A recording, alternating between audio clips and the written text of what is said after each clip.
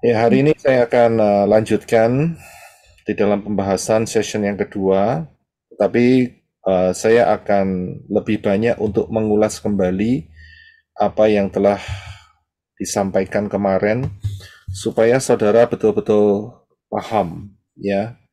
Tidak ada kekeliruan informasi dari daftar Elohim yang saudara terima, dan ini akan menjadi berkat yang luar biasa, ya. Jadi saudara bisa memahami dengan baik. Jadi kalau saudara mungkin ada yang mau bertanya, silahkan saudara uh, masuk ya, tanya. Jadi saudara betul-betul paham. Ya, setelah itu saudara bisa tutup kembali dan saya akan lanjutkan. Ya, puji Bapak Yahweh. Sebelumnya juga saya mau informasikan bahwa saya bangun yang namanya playlist ya. Ya, saya akan tunjukkan sebentar sehingga saudara bisa uh, menggunakan features ini ya, playlist ini ya.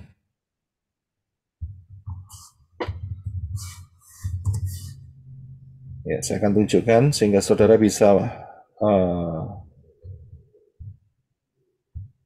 ya. Jadi kalau saudara masuk ke YouTube, kemudian saudara masuk ke pelayanan menorah, ya, Yosef Roy, ya, saudara kelihatan ya di screen ya. Saudara akan lihat di front page saya, ya, yang di depan itu ada gambar menorah dan kemudian ada pelayanan menorah Yosef Roy. Nah, di bawahnya itu ada informasi baptisan. Saudara nanti bisa klik di sana untuk mendapatkan informasi baptisan dan Zoom link ya. Jadi di dalam Zoom link nanti saudara bisa klik linknya untuk masuk terlebih dahulu di Telegram ya. Jadi harus masuk ke Telegram untuk saya bisa berikan.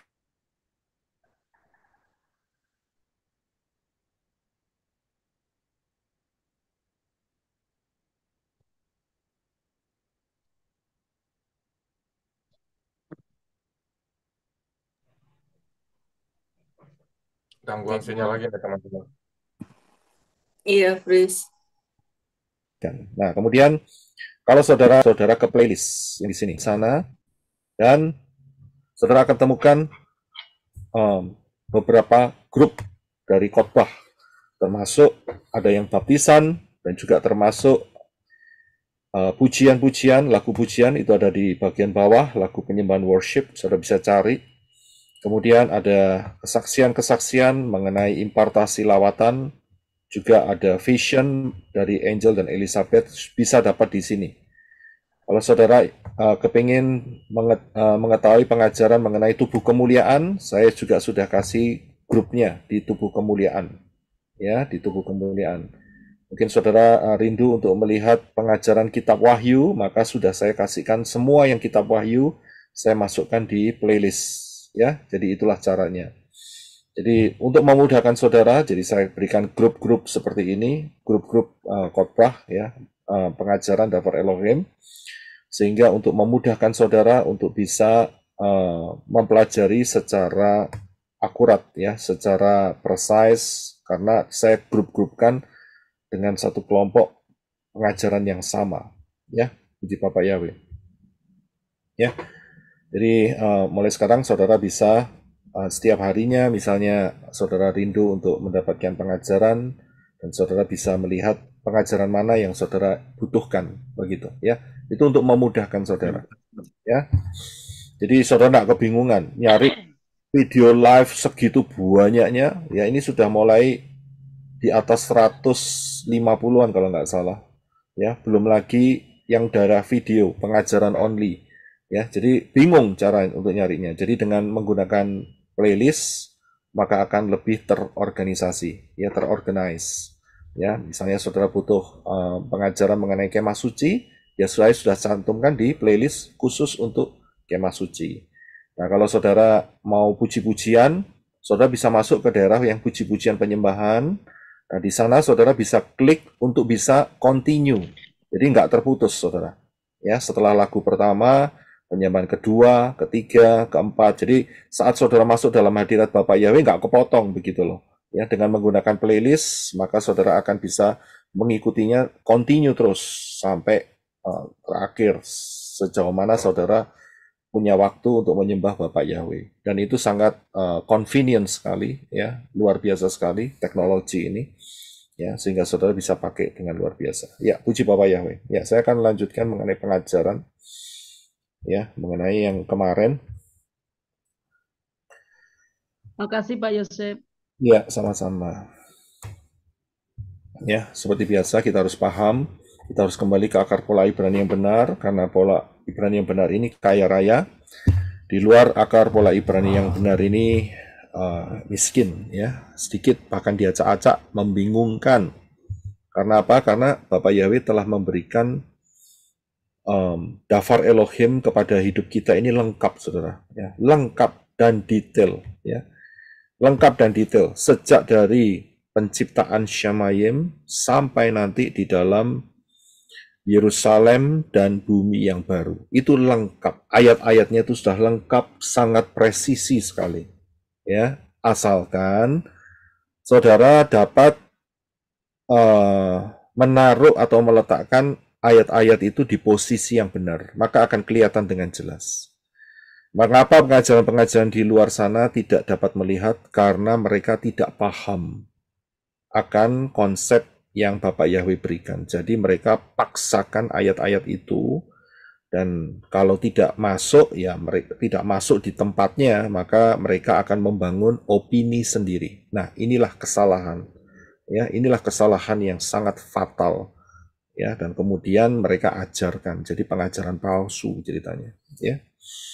Jadi saudara harus tahu bahwa ayat-ayat itu harus ada penempatan yang benar, dan kemudian ayat-ayat tersebut integrated, ya, integrated, ya, dan jangan lupa dengan pola, yaitu pola prophecy is a pattern, ya. Dengan kunci-kunci itu yang senantiasa saya ingatkan kepada saudara, saya ajarkan, saudara akan melihat kebenaran daftar Elohim ini dengan lebih sempurna, luar biasa, ya, luar biasa, sangat dahsyat.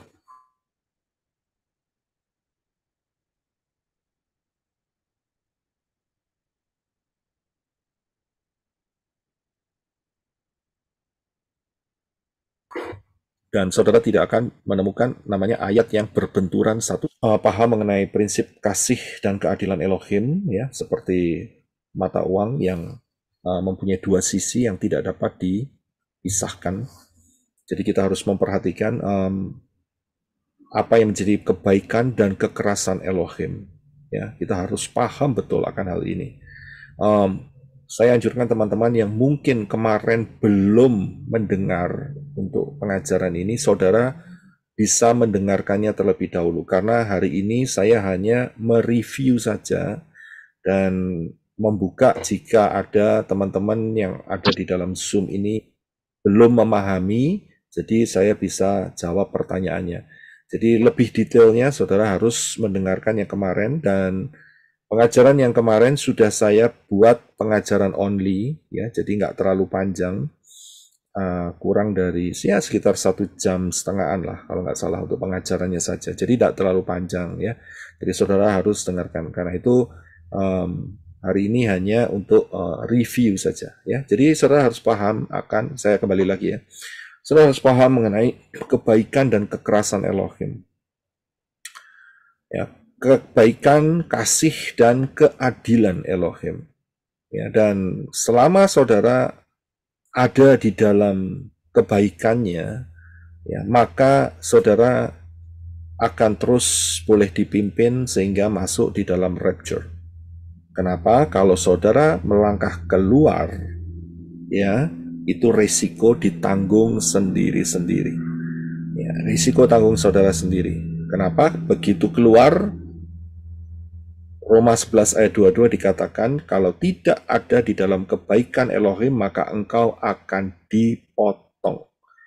Kalau dipotong itu berarti sudah keluar dari, ya, dafar Elohim, dari tempat di mana saudara semestinya menurut rencana Bapak Yahweh akan dibawa. Jadi saudara akan dikeluarkan karena apa? Karena saudara tidak tinggal di dalam kasih dan kebaikannya.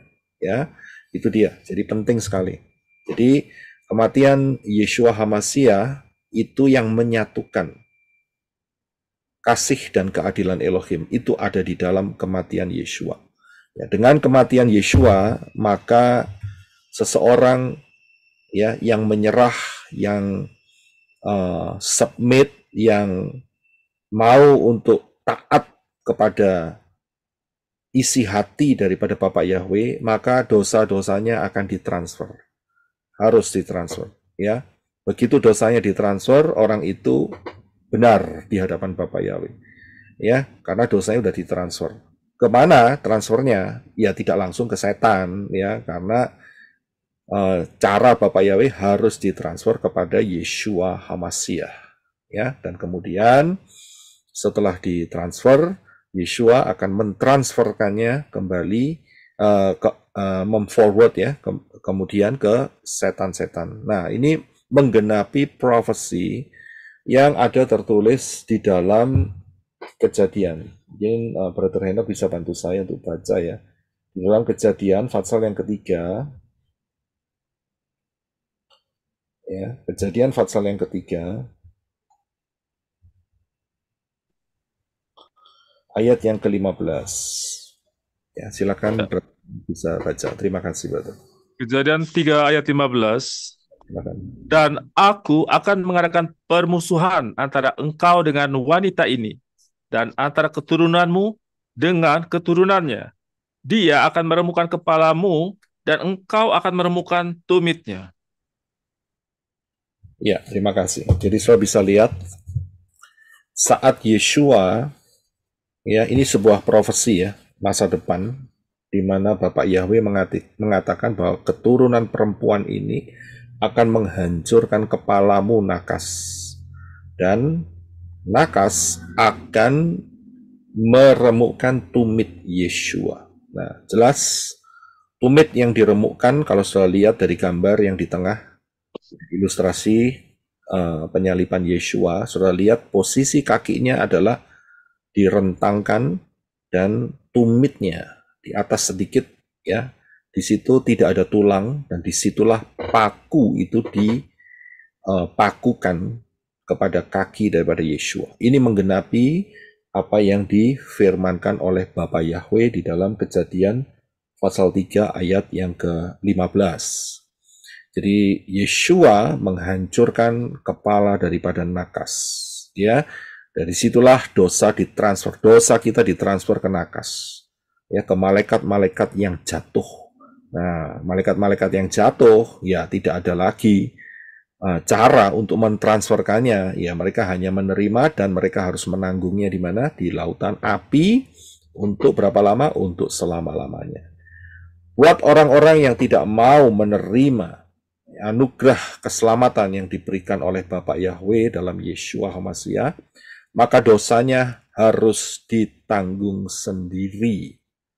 Ya, kalau mereka rindu masuk Syamayim, mereka akan dicegat oleh malaikat-malaikat Bapak Yahweh, ditanyain, kamu mau masuk Syamayim, bawa darahnya siapa? Dia bilang darahnya sendiri, ya, darahnya sendiri penuh dosa, jadi langsung dipendang keluar, ya, langsung dilempar ke lautan api, ya. Jadi ini mekanismenya. Banyak orang yang tidak paham mengenai hal ini, tapi saudara, saya bersyukur saudara bisa bergabung di family pelayanan Menorah, sehingga saudara dapat pemahaman yang luar biasa ini. Ayatnya jelas, yaitu di dalam Ibrani 9:28, karena Yeshua HaMashiach hanya dikorban satu kali untuk menanggung dosa banyak orang. Banyak orang ini berarti bukan semuanya, akan tetapi bagi siapa yang mau percaya. Ya, jadi jangan ayat ini disalahartikan. Oh, kalau gitu semua akan masuk Syamayim. Ngawur itu namanya.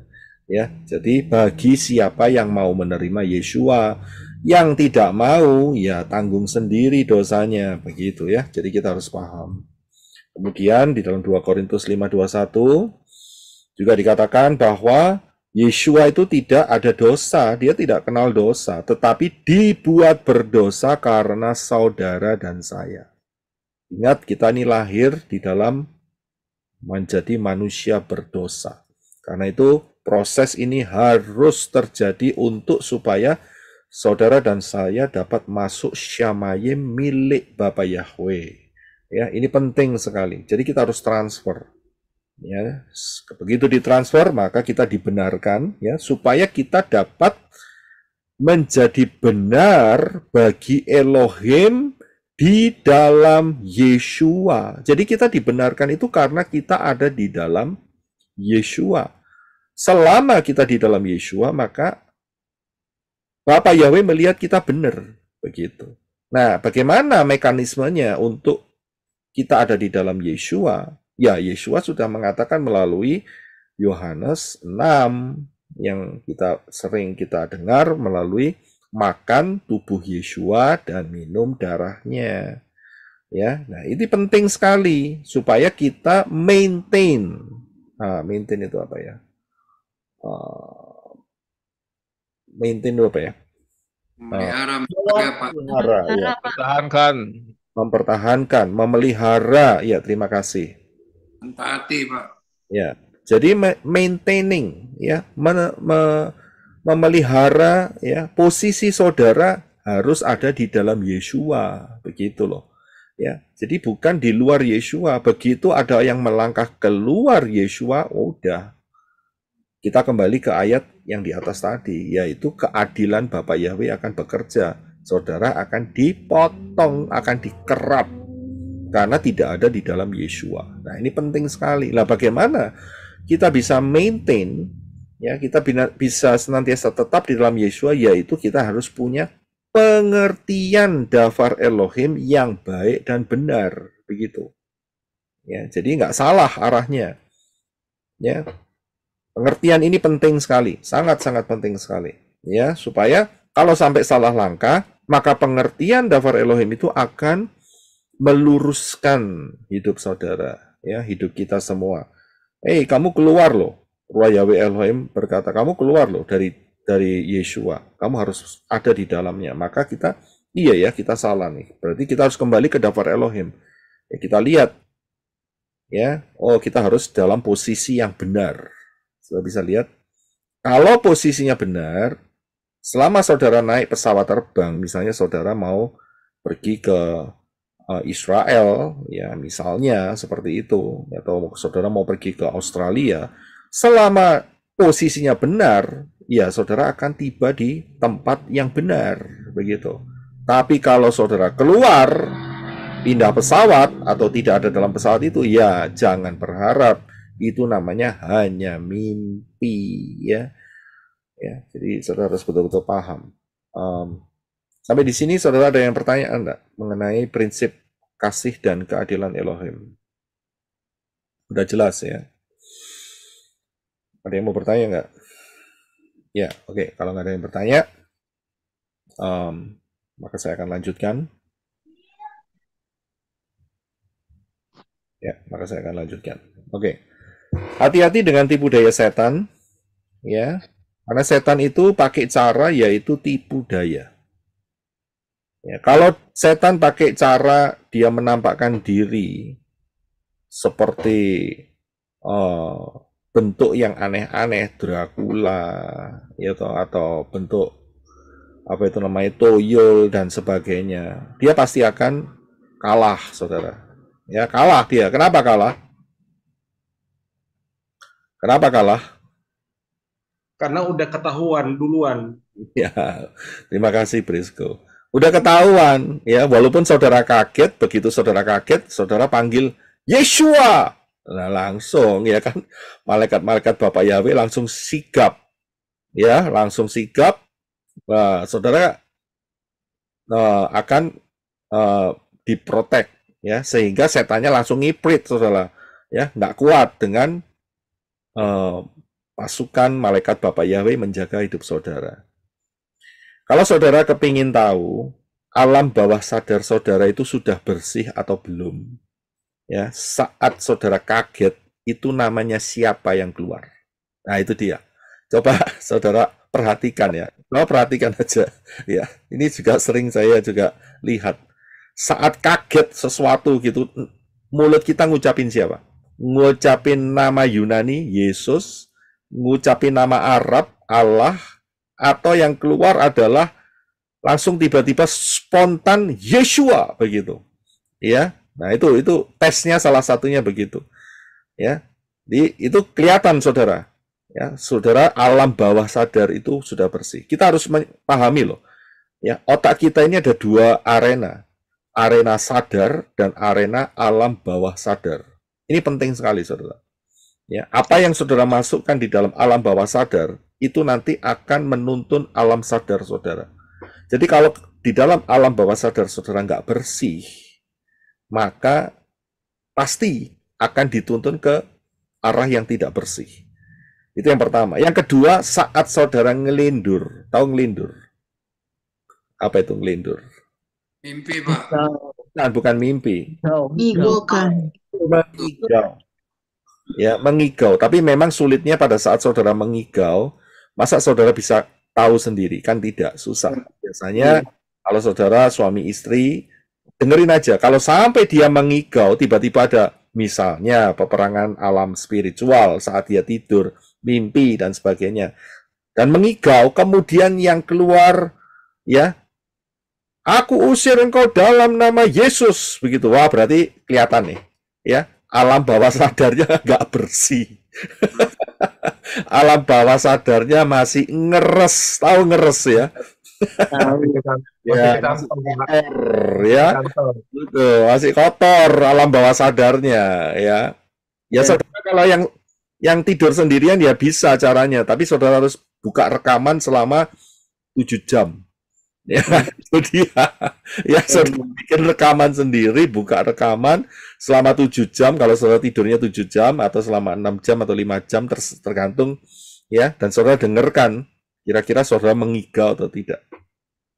Ya, tapi saat saudara mengigau, saudara sebut, Bapak Yahweh tolong, dalam nama Yeshua Masya pergi engkau. Nah, aman. Berarti alam bawah sadar-sadar sudah bersih. Ya, itu caranya. Jadi hati-hati dengan tipu daya setan, karena tipu daya setan itu masuk melalui ya namanya tipu daya, ya pasti mereka tidak mau menampakkan diri yang serem-serem. Saudara kaget, saudara panggil nama Yahweh, ya kalang kabut mereka begitu, ya kan?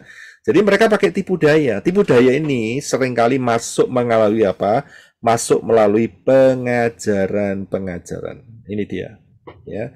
Jadi hati-hati, ada tipu daya setan yang mengatakan, oh aku masih dalam daging. Jadi ya umum lah, lumrah lah. Banyak orang masih jatuh bangun itu umum. Ya sebetulnya tidak umum. Bapak Yahweh sudah kasih tahu Ruah Yahweh Elohim tinggal dalam kamu kok. Dia akan menolong kamu. Ya. Jadi saudara bisa menang atas segala serangan roh-roh jahat. Juga ada yang berkata bahwa oh, kita ini masih malaikat, masih manusia, belum jadi malaikat.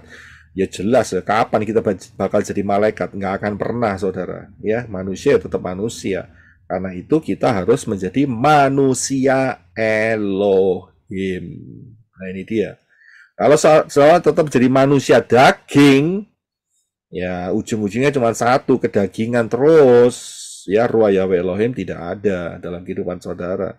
Jadi harus jadi manusia Elohim. Kenapa saya mulai sekarang terus mengatakan Shalom manusia-manusia Elohim. Ya, jadi mungkin saudara lupa dalam 1 minggu ini jati diri saudara itu siapa.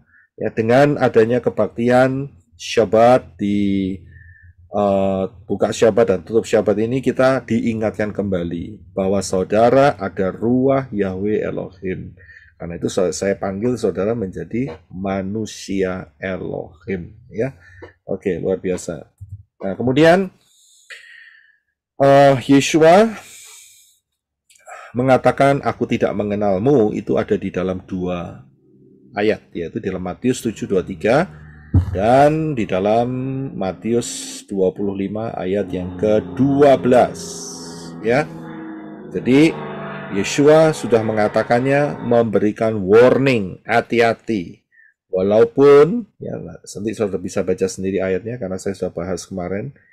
Ada orang yang sudah bernubuat, ada yang seorang yang sudah melakukan banyak mujizat sampai mengusir setan pun, kalau dia tidak berjaga-jaga, ya, dalam arti dia tidak mau tetap tinggal di dalam Yeshua, maka saat dia keluar, dia melakukan hal-hal yang tidak Bapak Yahweh mau dia lakukan, ya, maka Yeshua akan mengatakan, aku tidak mengenal engkau.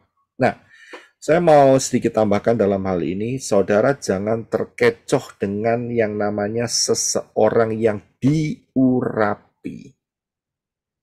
Ya, saudara ngomong, wah itu Pak diurapi Pak, oleh Elohim, oleh Bapak Yahweh. Wes pasti bener ya. Oh tunggu dulu. Saya harus kasih tahu ya, kalau saudara lihat daftar Elohim, pengurapan itu, ya, manusia itu tidak boleh menjamah. Contohnya siapa? Daud. Daud tahu bahwa Saul itu diurapi oleh Bapak Yahweh. Pengurapan itu yang bisa ambil balik adalah Bapak Yahweh sendiri. Ini banyak orang nggak paham, terkecoh dengan adanya pengurapan, ya, seolah-olah apa yang diajarkan, apa yang diperkatakan itu benar, begitu loh, ya, tanpa dicek dulu ada nggak dalam daftar Elohim. Nah ini bahaya saudara. Pengurapan ini contohnya itu kalau dalam kehidupan sehari-hari itu seperti apa ya? Kalau koki itu dia punya pisau, kemampuan, keahlian. Ini contoh ya.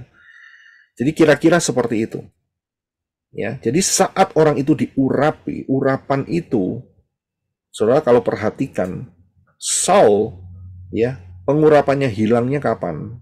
Saat dia mati terbunuh. Saudara bisa lihat di situ. Harun, kapan pengurapannya hilang? Saat dia, siapa yang tahu di sini? Kalau tidak salah soal patung lembu emas kan? Bukan.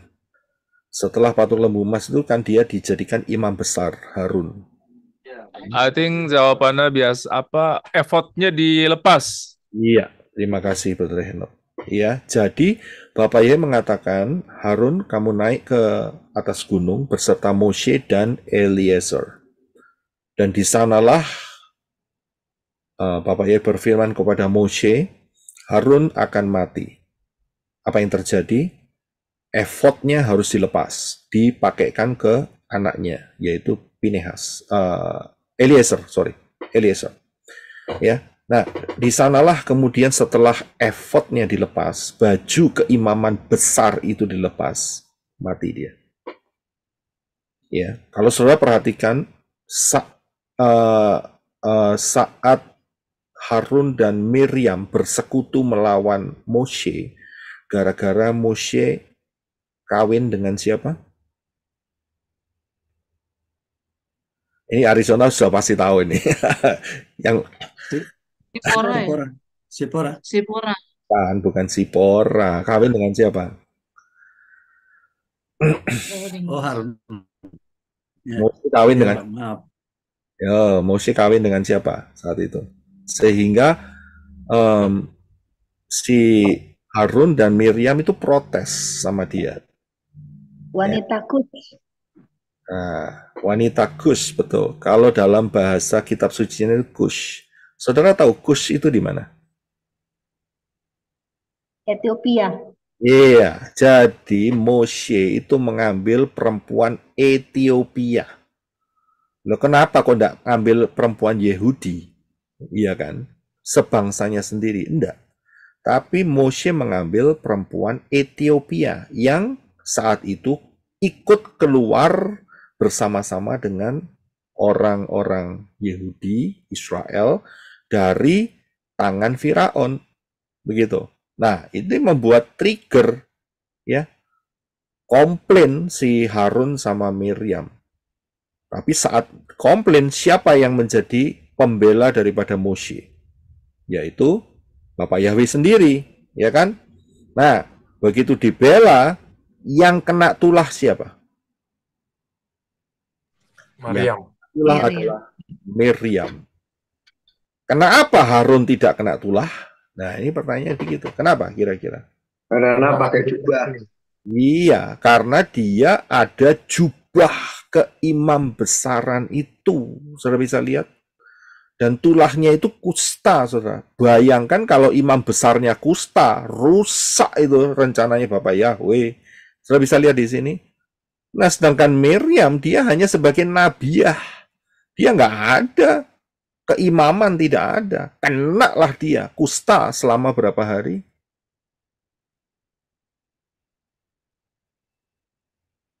Selama berapa hari? 7 hari. Selama 7 hari. Ya, terima kasih.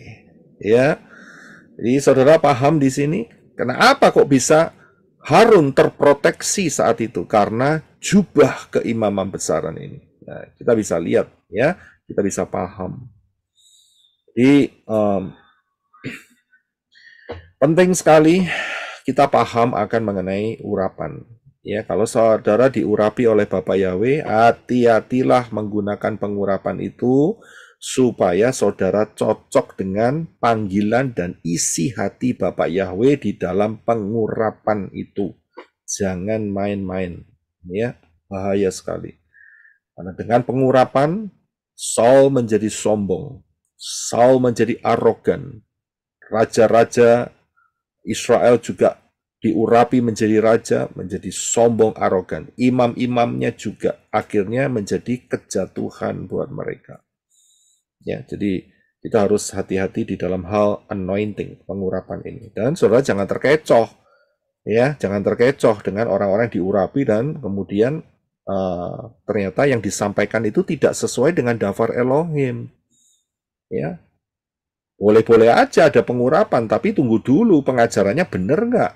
Patokan kita bukan daripada orang-orang yang diurapi, tidak. Tetapi patokan kita adalah kebenaran daftar Elohim. Perhatikan ini. Karena kebenaran daftar Elohim itu tidak pernah berubah. Ya, tidak pernah berubah. Itu ketetapan yang sangat luar biasa. Ya, haleluya. Kemudian kita harus tahu kehendak Bapak Yahweh, ya, yang kehendak Bapak Yahweh itu banyak, tapi punya fondasi, ya, punya dasar. Dasarnya apa? Ya, kita bisa lihat di dalam Galatia, ya, pasal 5 ayat 17 sampai yang 26, ya. Yang jelas inilah dasarnya, yaitu bahwa keinginan daripada daging itu akan berlawanan dengan keinginan ruah Yahweh Elohim, ya. Itu berlawanan. Jadi nggak pernah sinkron, saudara. Ya, akan terus ada yang namanya peperangan di dalam kehidupan kita semua sampai kita kembali ke Syamayim nanti, ya. Karena kita hidup di dalam daging. Nah, daging kita ini bisa dimatikan tidak? Bisa, Pak Roy. Bisa tidak daging kita dimatikan? Betul-betul Bisa. betul-betul Bisa, Pak. mati. Bisa, Bisa? Pak. Bisa. Ada lagi? Bisa, Pak. Karena cuma dua kemungkinannya, 50-50 saudara jawabannya. Bisa dan tidak bisa. Mau pilih mana? Harus mati dulu, Pak. Jadi kedagingan hidup daging kita ini bisa mati total atau tidak? Bisa kalau kita mau dan mampu dan minta kekuatan bersama Bapak Yahweh, Pak. Oke? Semua ngomong bisa? Kalau Bisa, saya, Pak, kalau kita hidup di dalam roh, Pak. nah, kalau saya ngomong tidak bisa. Mungkin saudara bingung, wah ini pengajaran apa lagi nih? Kok daging tidak bisa dimatikan? Nah, kita harus tahu kata yang dipakai di dalam mematikan. Ya, oke. Saudara tahu, saudara punya radio? Tahu ya radio ya? Saudara punya radio. Sekarang saudara punya radio dengan volumenya, ya, volumenya angka 9, keras kan? Wah, suara keras kan? Ya kan? Nah, sekarang bagaimana supaya radio itu tidak berbunyi? Caranya bagaimana? Kecilin. Matikan. Tutup Matikan. volumenya baru tekan tombol off. Volumenya kecil. Di off-nya Pak, di off. Nah, ada dua. Cara yang pertama adalah radionya dimatikan. Celep, mati total. Nggak ada sambungan listrik sama sekali, langsung diem radionya. Betul ya? Yang kedua, caranya adalah radionya, volumenya, suaranya itu ditaruh di posisi 0. Iya, Paham? Betul kan? benar, Pak. Betul ya? Nah, jadi kalau saudara yang bilang tadi, bisakah daging itu dimatikan total? Itu berarti saudara menyembelih diri saudara sendiri. Mati total, saudara. Ya memang habis. Tapi masuk kategori bunuh diri. Nah, itu tidak boleh sama Bapak Yahweh. Kita bisa lihat. Nah, jadi bagaimana caranya? Bagaimana cara daging kita tidak berbunyi? Yaitu kita taruh di posisi 0. Kita bisa lihat di sini. Jadi harus ditaruh di posisi 0. Kosong kan, Pak ya? Ya, jangan di posisi 1. 1 memang lemah. 2, 3 masih lemah. Mulai 4, 5, 6, 7 mulai keras. Tapi di posisi 0. Nyala nggak radionya? Nyala. Nyala radionya. Tapi ya suaranya tidak ada. Saudara bisa lihat. Nah, inilah kata yang dipakai yang betul, yang merepresentasikan bahwa daging kita ini dimatikan. Maksudnya bukan kita bunuh diri, salah itu namanya, tidak boleh. Yang dimaksud adalah daging kita harus dalam posisi 0. Masih bisa bersuara lagi tidak? Masih. Masih. Mengapa masih bisa bersuara lagi? Masih hidup, Pak. Karena masih Masih hidup. Masih bisa bersuara itu karena saudara yang take control. Saudara paham di sini? Saudara yang punya control atas daging saudara. Saya bisa lihat, kalau saudara mau menerima yang namanya cobaan-cobaan, nah saudara itu berarti membuka celah dan membuat tombol suara radio itu dari 0 menjadi 1, 2, 3, 4. Nah, mulai dagingnya mulai bicara. Saudara bisa lihat. Daging kita ini akan selalu menemani kita sampai saudara itu nanti rapture. Kalau saat rapture, ya kita nggak ada daging lagi. Kita jadi tubuh kemuliaan. Nah, inilah konsep ini yang sering tidak dipahami. Kenapa kok bolak-balik jatuh? Karena apa? Saat dicobai, maka volumenya naik dari 0 jadi 1, 1 jadi 2, 2, 3, terus sampai 9. Teriak-teriak dagingnya. Saudara paham di sini? Ya. Orang dunia tidak punya control atas volume. Kenapa? Kenapa tidak punya control? Tidak ada ruah Yahweh Elohim. Betul sekali, terima kasih Bro Adi. Tidak ada ruah Yahweh Elohim yang menolong. Karena itu ayat itu kan dikatakan, ya kan? Ayat itu kan dikatakan bahwa ruah Yahweh Elohim itu tinggal di dalam kehidupan kita. Dan keinginan daging itu bertentangan dengan keinginan Roh Kudus, ruah Yahweh Elohim. Saya bisa lihat, manusia daging saudara tanpa ruah Yahweh Elohim itu nggak mampu. Nggak mampu. Kalau cuman posisinya ruah Yahweh Elohim itu hinggap dan pergi, ya persis seperti perjanjian ya Tanak ya yang sebelum kematian Yeshua. Ya di posisi itu ya mau kawin 2, 3, 4 sampai 1000 ya gak apa-apa. Ngerti maksudnya? Nggak apa-apa. Karena apa? Ya karena nggak ada darah Yeshua, nggak ada penolong. Saya bisa lihat dan ingat loh, orang-orang yang pada posisi sebelum kematian Yeshua tidak bisa disebut sebagai manusia Elohim, tidak bisa. Paham ya di sini? Mau pilih mana? Mau pilih cara sebelum kematian Yesua atau setelah kematian Yesua? Mau pilih mana? Setelah Setelah kematian Fase 2, fase 2. Manusia Elohim.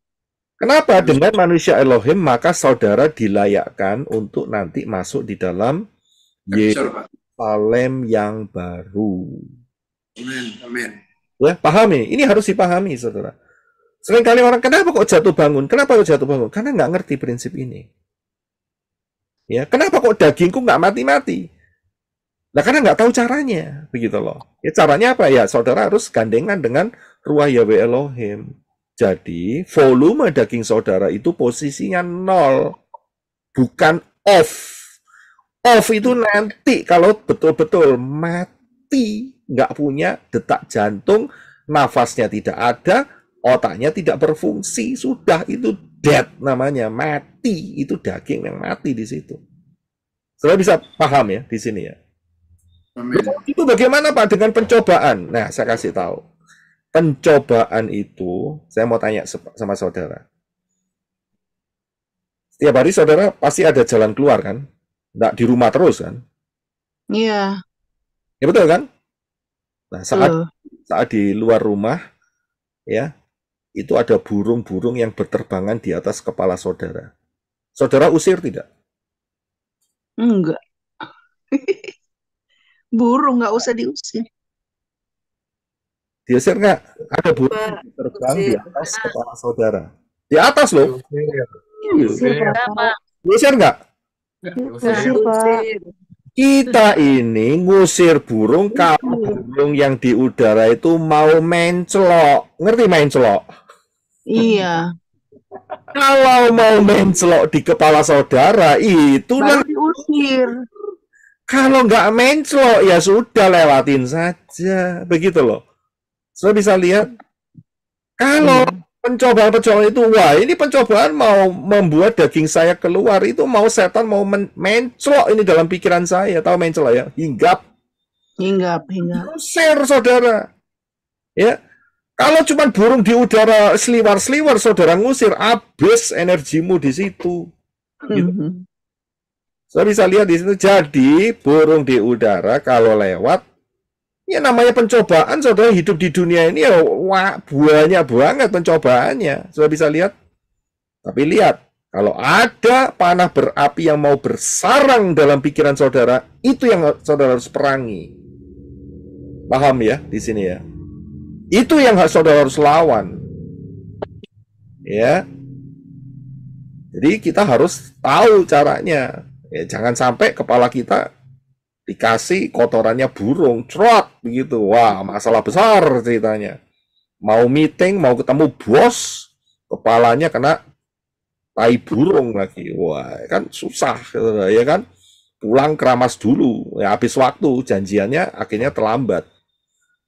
Kita bisa lihat lah, kalau kita tahu ada burung mau hinggap, wah ya kita ambil apa, tutup panci atau apa gitu ya, usir saudara, ya kan?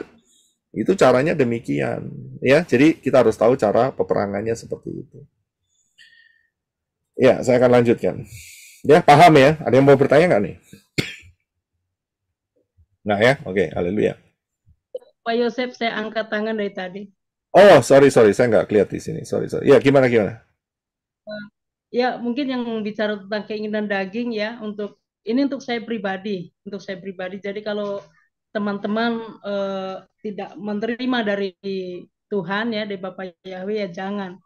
Dari tahun 2018 waktu saya di Korea, Roh Kudus itu mengarahkan saya setelah pulang dari Korea waktu itu hapus Facebook begitu ya. Padahal saya tidak buat Facebook, tapi teman yang membuatkan. Hanya saya kadang-kadang melihat gitu ya, Tapi Roh Kudus bilang kamu terlalu sering men-scroll itu, sekalipun tidak komen atau like, tapi itu banyak membuang waktu. Lebih bagus membaca daftar Elohim gitu ya.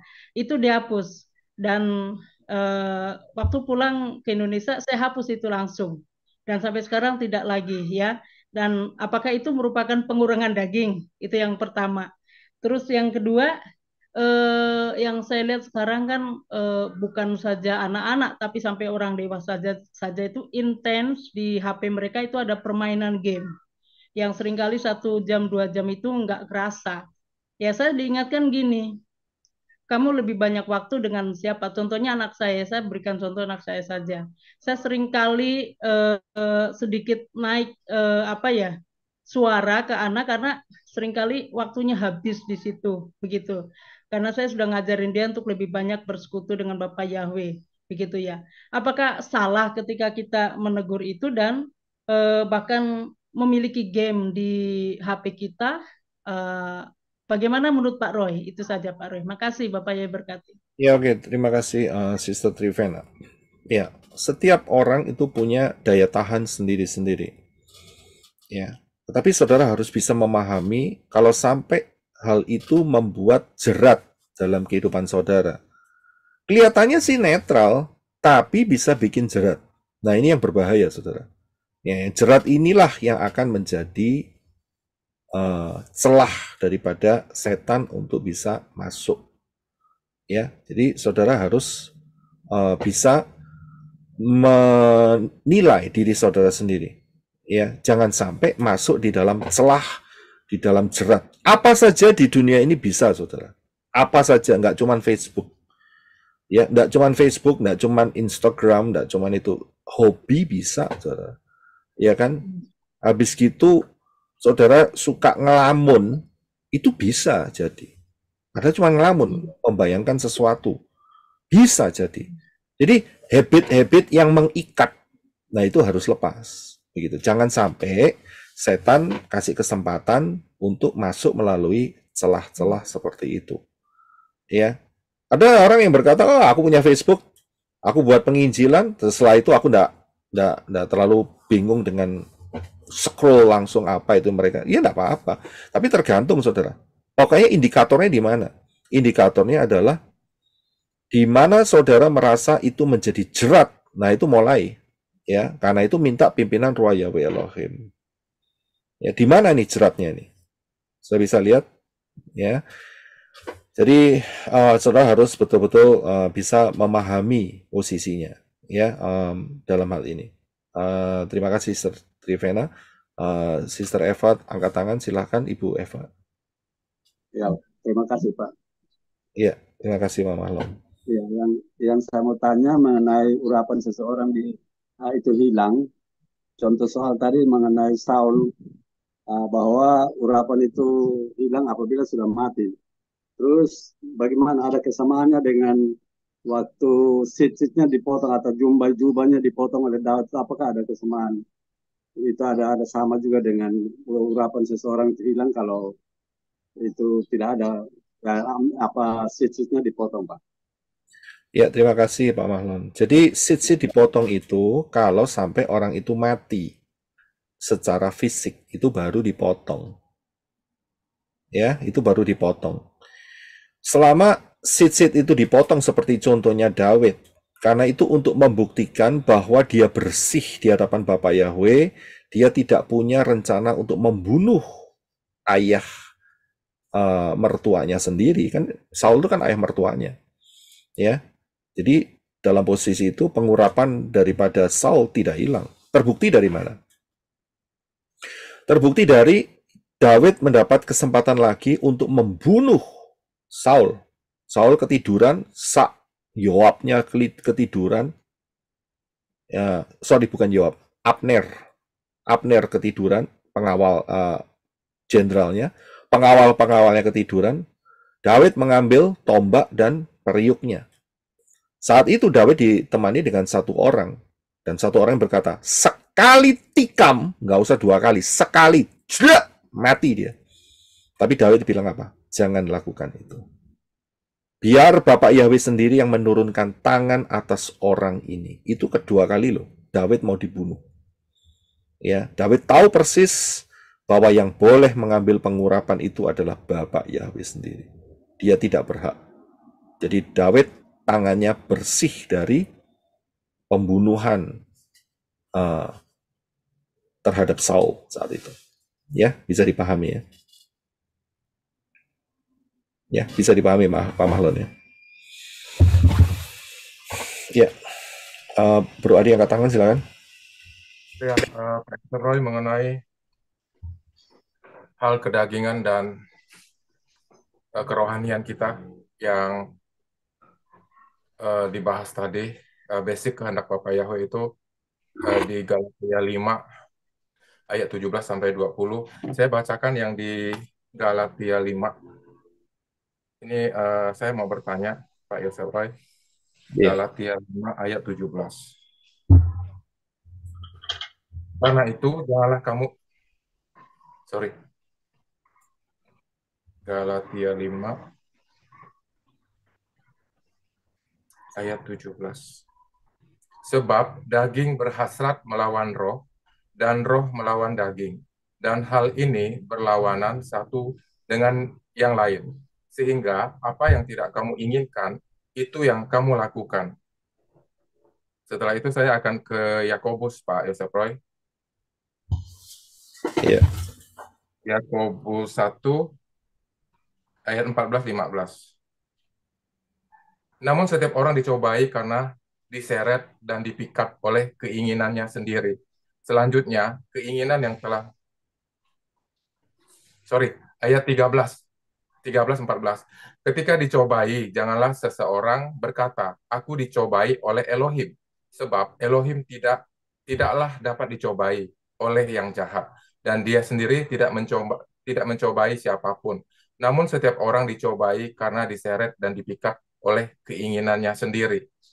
Jadi ini bicara tentang kedagingan kita yang kadang-kadang memang kita tanpa kita sadari ketika kita melakukan dosa, yaitu kita kedagingan, tapi di satu sisi seolah-olah itu datangnya dari Bapa Yahweh. Padahal itu adalah dosa itu bisa terjadi dan kita lakukan itu sebenarnya adalah dari kesalahan kita sendiri, dari akibat keinginan kita sendiri, dari celah yang kita buka sendiri.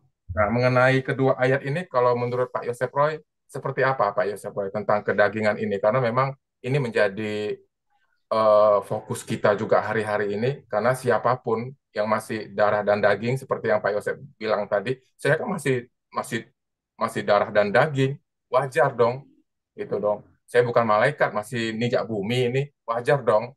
Tapi kan itu udah kompromi namanya, Pak Yosef Roy. Demikian, terima kasih. Ya, terima kasih Bro Adi.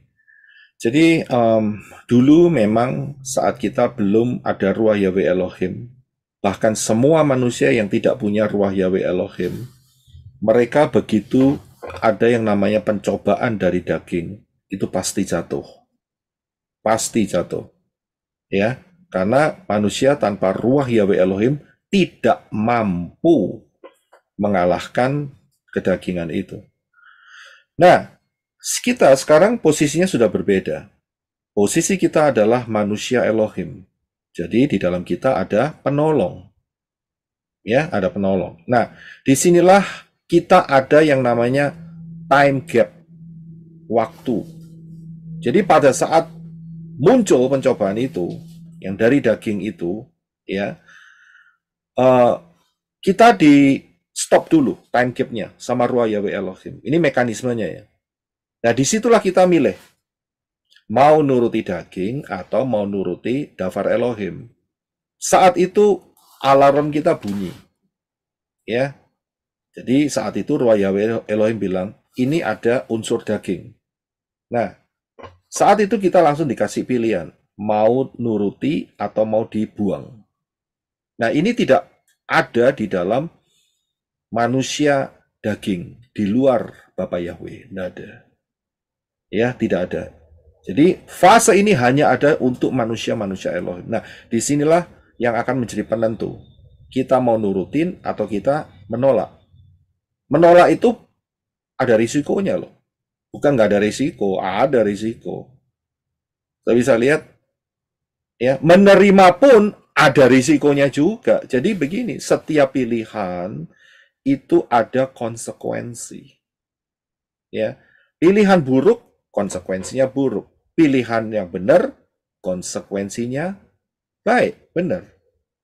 Ya, inilah yang kita sebut sebagai free will, free choice. Mau milih yang mana? Free will, kehendak bebas. Saya bisa lihat. Nah, ini tidak ada di orang luar, di luar anak-anak Bapak Yahweh, nggak ada. Ya, nah disinilah kita akan dituntun untuk selalu attach atau kontak dengan Ruach Yahweh Elohim. Nah, masalahnya banyak orang tidak mau melengkapi dirinya dengan dafar Elohim. Wish, yang penting sekali selamat tetap selamat. Wah, ya keliru. Sudah bisa lihat. Akhirnya apa? Akhirnya mereka terjerumus dengan ketidakpahaman mereka akan kehendak isi hati Bapak Yahweh. Begitu ya, sehingga mereka, loh kok saya kembali ya, kok terikat ya, begini begitu. Ya karena kamu tidak paham akan dafar Elohim. Ya, nah inilah proses ini harus dialami oleh setiap anak-anak Bapak Yahweh, manusia-manusia Elohim. Dan Ruach Yahweh Elohim akan kasih tahu, kamu sedang ada daging yang sedang mencobai engkau, dan pilihlah, mau pilih yang mana. Sudah bisa lihat, mau pilih yang mana. Ya, salah satu contoh yang kita bisa pakai, ya, tapi ini masanya adalah sebelum Yeshua, sebelum Yeshua mati, yaitu saat Kepa dikasih tahu oleh Yeshua, aku lihat setan sedang menampi engkau. Wah, saudara bisa tahu apa yang dikatakan Kepa. Sampai aku mati pun, aku tidak menyangkal engkau. Wih, mulutnya luar biasa ya, kalimatnya ya. Yeshua ngomong, sebelum matahari terbit, ya, kamu akan mendengar shofar, dan sebelum itu, kamu sudah nyangkal aku 3 kali. Wah, ya kan? Apa yang terjadi? Benar nggak? Benar. Kenapa? Dia tidak punya kekuatan. Ini contoh bagus. Kefa tidak ada kekuatan di dalamnya. Karena belum ada. Bukan tidak ada ya. Belum ada Ruach Yahweh Elohim. Ada Yeshua loh. Tapi Yeshua masih di luar. Belum ada di dalam Kefa. Spirit itu belum ada. Tapi begitu Spirit itu ada di dalam Kefa, apa yang terjadi? Dia tidak menyangkal Yeshua. Bahkan mau milih mati model apa? Aku pilih mati disalib terbalik. Betul kan? Kemurniannya kuat. Kenapa? Dari dalam dia punya kekuatan. Oh, mati sebentar lagi ya, nyawaku melayang, aku masuk Syamayim. Sudah dinubuatkan, aku akan duduk bersama Yeshua. Iya kan? Bersama-sama dengan Yeshua akan memerintah suku-suku Israel. Gak peduli, lu mau salib, tapi aku gak mau berdiri salibnya. Maksudnya kepalanya di atas. Aku mau salib terbalik. Kepalaku di bawah saja. Aku gak layak. Berani dia. Kok bisa berani? Karena Ruach Yahweh Elohim. Ini salah satu contoh. Saya bisa lihat di sini. Bisa dipahami ya. Ya. Kedagingan ini adalah peperangan. Ya. Beberapa kali saya pernah katakan, siapakah musuh kita terbesar? Diri sendiri. Diri kita sendiri. Dalam arti kedagingan kita sendiri. Ya, bisa dipahami, Bro Adi. Puji Bapak Yahweh, terima kasih Pak Roy. Ya, oke, saya akan lanjutkan. Yang kemudian adalah 5 anak darah yang bodoh dan bijaksana. Kita tahu ya, saudara baca sendiri Matius 25 ayat 1 sampai 13. Jadi mempelai pria gambaran siapa? Kita sudah tahu jawabannya kemarin, yaitu Yeshua, bukan Yesus. Ya, Yesus dan Yeshua itu beda pribadi. Ya, kalau sudah beda pribadi ya beda pribadi. Wes, jangan pernah diudek-udek. Ya, nanti jadi kopi susu, betul kan? Ya, nanti jadi gado-gado. Kalau kopi susu gado-gado, keredok, ya, itu enak, masih bisa dimakan, dinikmati. Tapi yang namanya, ya, dicampur aduk, iman yang dicampur aduk, itu namanya iman hybrid. Ya, iman hybrid 1 Korintus 10 ayat 21 dikatakan, kamu tidak dapat minum dari cawan Tuhan dan cawan roh-roh jahat. Begitu saudara sudah mengenal siapa Yeshua, siapa Yesus, pengenalan itu akan menuntut saudara seumur hidupmu. Ya, sampai saudara campur-campur, es campur masih oke. Ya, tapi kepercayaan iman yang dicampur, maka orang-orang yang tetap beriman kepada Yeshua HaMashiach, tetapi konsepnya campur-campur, berarti dia dimasuki atau ditunggangin roh hybrid. Itu sudah pasti.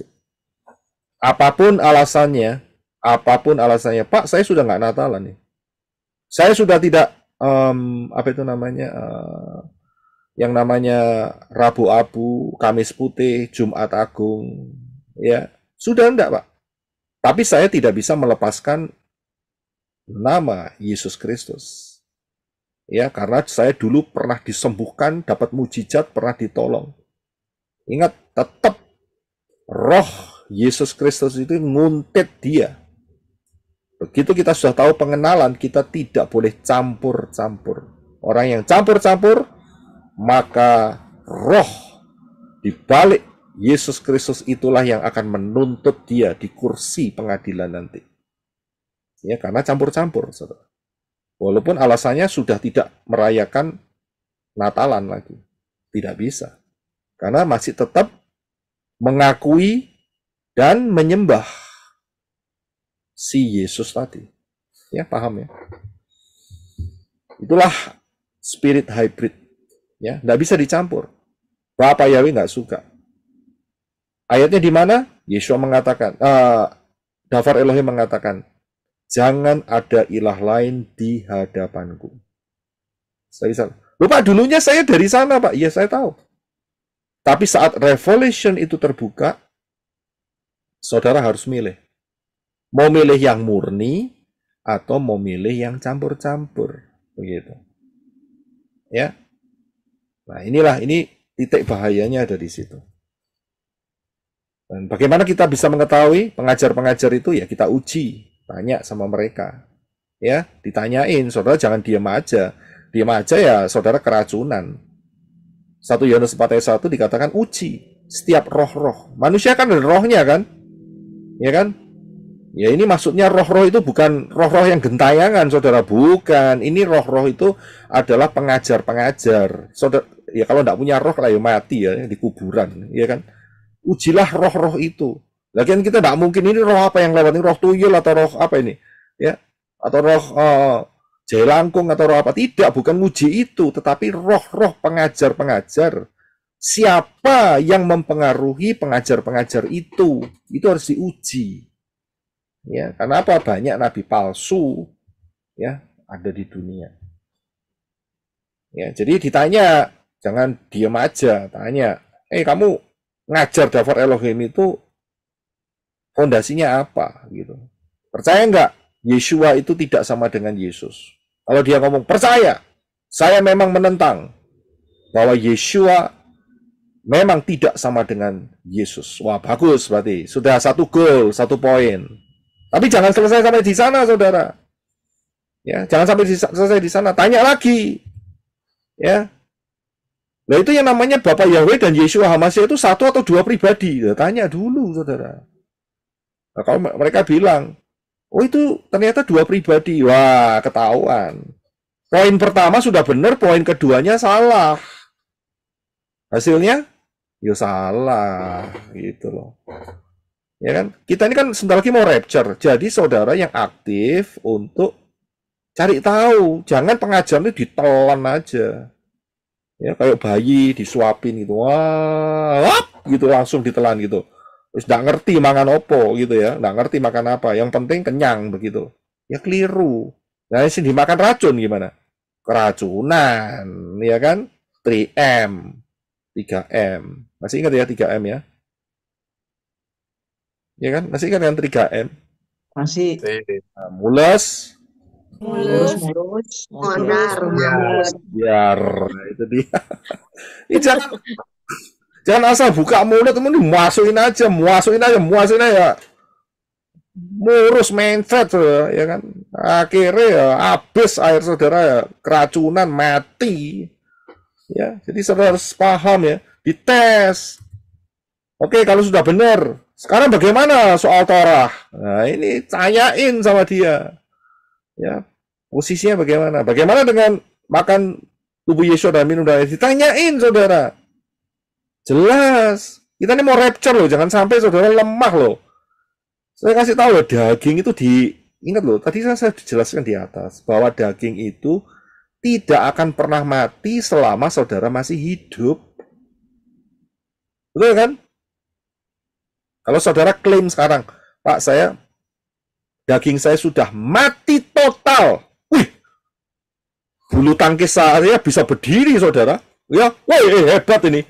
Ya, kok ada yang manusia dagingnya mati total tapi masih bisa ngomong di Zoom. Wah, ini siapa ini yang ngomong? Ya, bisa ngerti ini. Ya, mengerikan sekali. Oh, dagingnya sudah mati total, kok masih dia bisa berbicara? Nah, ini apa ini isinya ini? Ya, gitu ya kan. Kita harus hati-hati dalam penerapan ini. Ya, jadi daging itu harus diposisikan di 0. 0, 0. Ya, saya sudah kasih pandangan seperti radio tadi. Jadi nggak berbicara. Itulah yang dikatakan dimatikan. Ya, itu dimatikan. Jadi kita jelas siapakah 5 gadis yang bodoh, yaitu mereka menantikan Yeshua. Yang campur-campur, ya itu tidak termasuk ya, si Kristen apalagi. Jadi jangan pernah mimpi ya, orang-orang Kristen untuk rapture ya, karena saudara sudah dengar loh pengajaran ini. Kemudian, masalah utama dari 5 anak gadis yang bodoh, tidak membawa cadangan minyak. Ya, kenapa kok kekurangan minyak? Karena tidak bersedia. Ya, kenapa tidak bersedia? Bagaimana cara mendapatkannya? Yaitu dengan proses jual beli. Ya, proses jual beli. Harus melalui proses. Kalau tidak jual beli, saudara tidak bisa melepas apa yang saudara miliki dan menerima apa yang Bapak Yahweh berikan. Harus ada proses jual beli. Ya, ini sangat penting sekali. Kita akan lihat ini dari Matius ya. Ini cukup bagus, ya, yaitu Matius 13:44 sampai 46. Brother Enoch bisa baca. Matius 13:44 sampai 46. Ini konfirmasi yang Sister Lois teks kepada saya mengenai pengajaran yang semalam, ya. Memang inilah yang juga seperti yang harus saudara lakukan supaya saudara dapat cukup minyak. Ya, Brother Enoch silakan bisa dibaca Matius 13:44 sampai 46. 44. Lagi pula, kerajaan Syamaim itu seumpama harta yang terpendam di sebuah ladang yang setelah menemukannya, seseorang memendamnya. Dan oleh karena sukacitanya itu, ia pergi dan menjual segala sesuatu sebanyak yang ia miliki, dan dia membeli ladang itu. 45. Lagi pula, kerajaan Syamaim itu seumpama seorang pedagang yang mencari mutiara yang indah. 46. Yang setelah menemukan sebutir mutiara yang sangat mahal, sambil pergi dia menjual segala sesuatu sebanyak yang ia miliki, dan dia pun membelinya. Ya, terima kasih. Selama orang itu tidak mau menjual itu berarti menyerahkan semuanya untuk diganti dengan yang baru, maka dia tidak akan pernah mendapatkan harta yang terpendam. Ya, ini proses, saudara. Mau dilepas enggak dengan keinginan atau jerat-jerat daging? Ya. Jadi kalau mau ya, maka proses mendapatkan minyak ini akan terjadi. Kalau enggak mau, tetap digandoli ya, jangan pernah harap. Jangan pernah harap. Ya, saya nggak tahu apa yang menjadi masalah dalam kehidupan saudara. Ya, akan tetapi perhatikan baik-baik. Selama tidak mau menyerah, digandoli terus, Bapak Yahweh bilang, oh, ini nggak masuk kriteria nih untuk masuk Syamayim. Ya, wah, bisa masalah besar, saudara. Masalah besar di mana? Ya, lihat aja di 5 anak gadis yang bodoh ini. Apa yang terjadi? Masalah besarnya adalah dia ditolak. Aku tidak mengenalmu. Ya, aku tidak mengenalmu. Jadi kita harus ada proses jual beli. Ya, ini bukan jual beli perdagangan loh, bukan. Ini kita bicara mengenai kerajaan, prinsip-prinsip kerajaan Elohim. Ingat loh ya, ini bukan soal dagang di pasar atau di supermarket atau saudara ada transaksi jual beli atau tidak. Ini prinsip-prinsip kerajaan Elohim. Kan dikatakan tadi, hal kerajaan Syamayim seperti, kan Yesus ngomong seperti itu. Jadi kita harus lihat dari posisi prinsipnya. Oke? Ya, apakah cukup waktu untuk bisa diproses? Ternyata 5 gadis yang bodoh ini masih belajar untuk melepaskan ikatan satu persatu, masih belajar dimulai dari pertama lagi. Nggak cukup waktu, Yesua datang, rapture maksudnya. Wes, cuman satu, left behind. Nggak bisa, sudah rapture, saudara nggak mungkin bisa ketok-ketok. Tolong Yesua supaya ada rapture lagi yang babak kedua begitu. Wah, udah ada ceritanya. Sekali rapture ya cuma sekali, kan sudah dikasih tahu saudara. Cuma sekali. Ya kan? Kan nggak ada, nanti ada rapture lagi.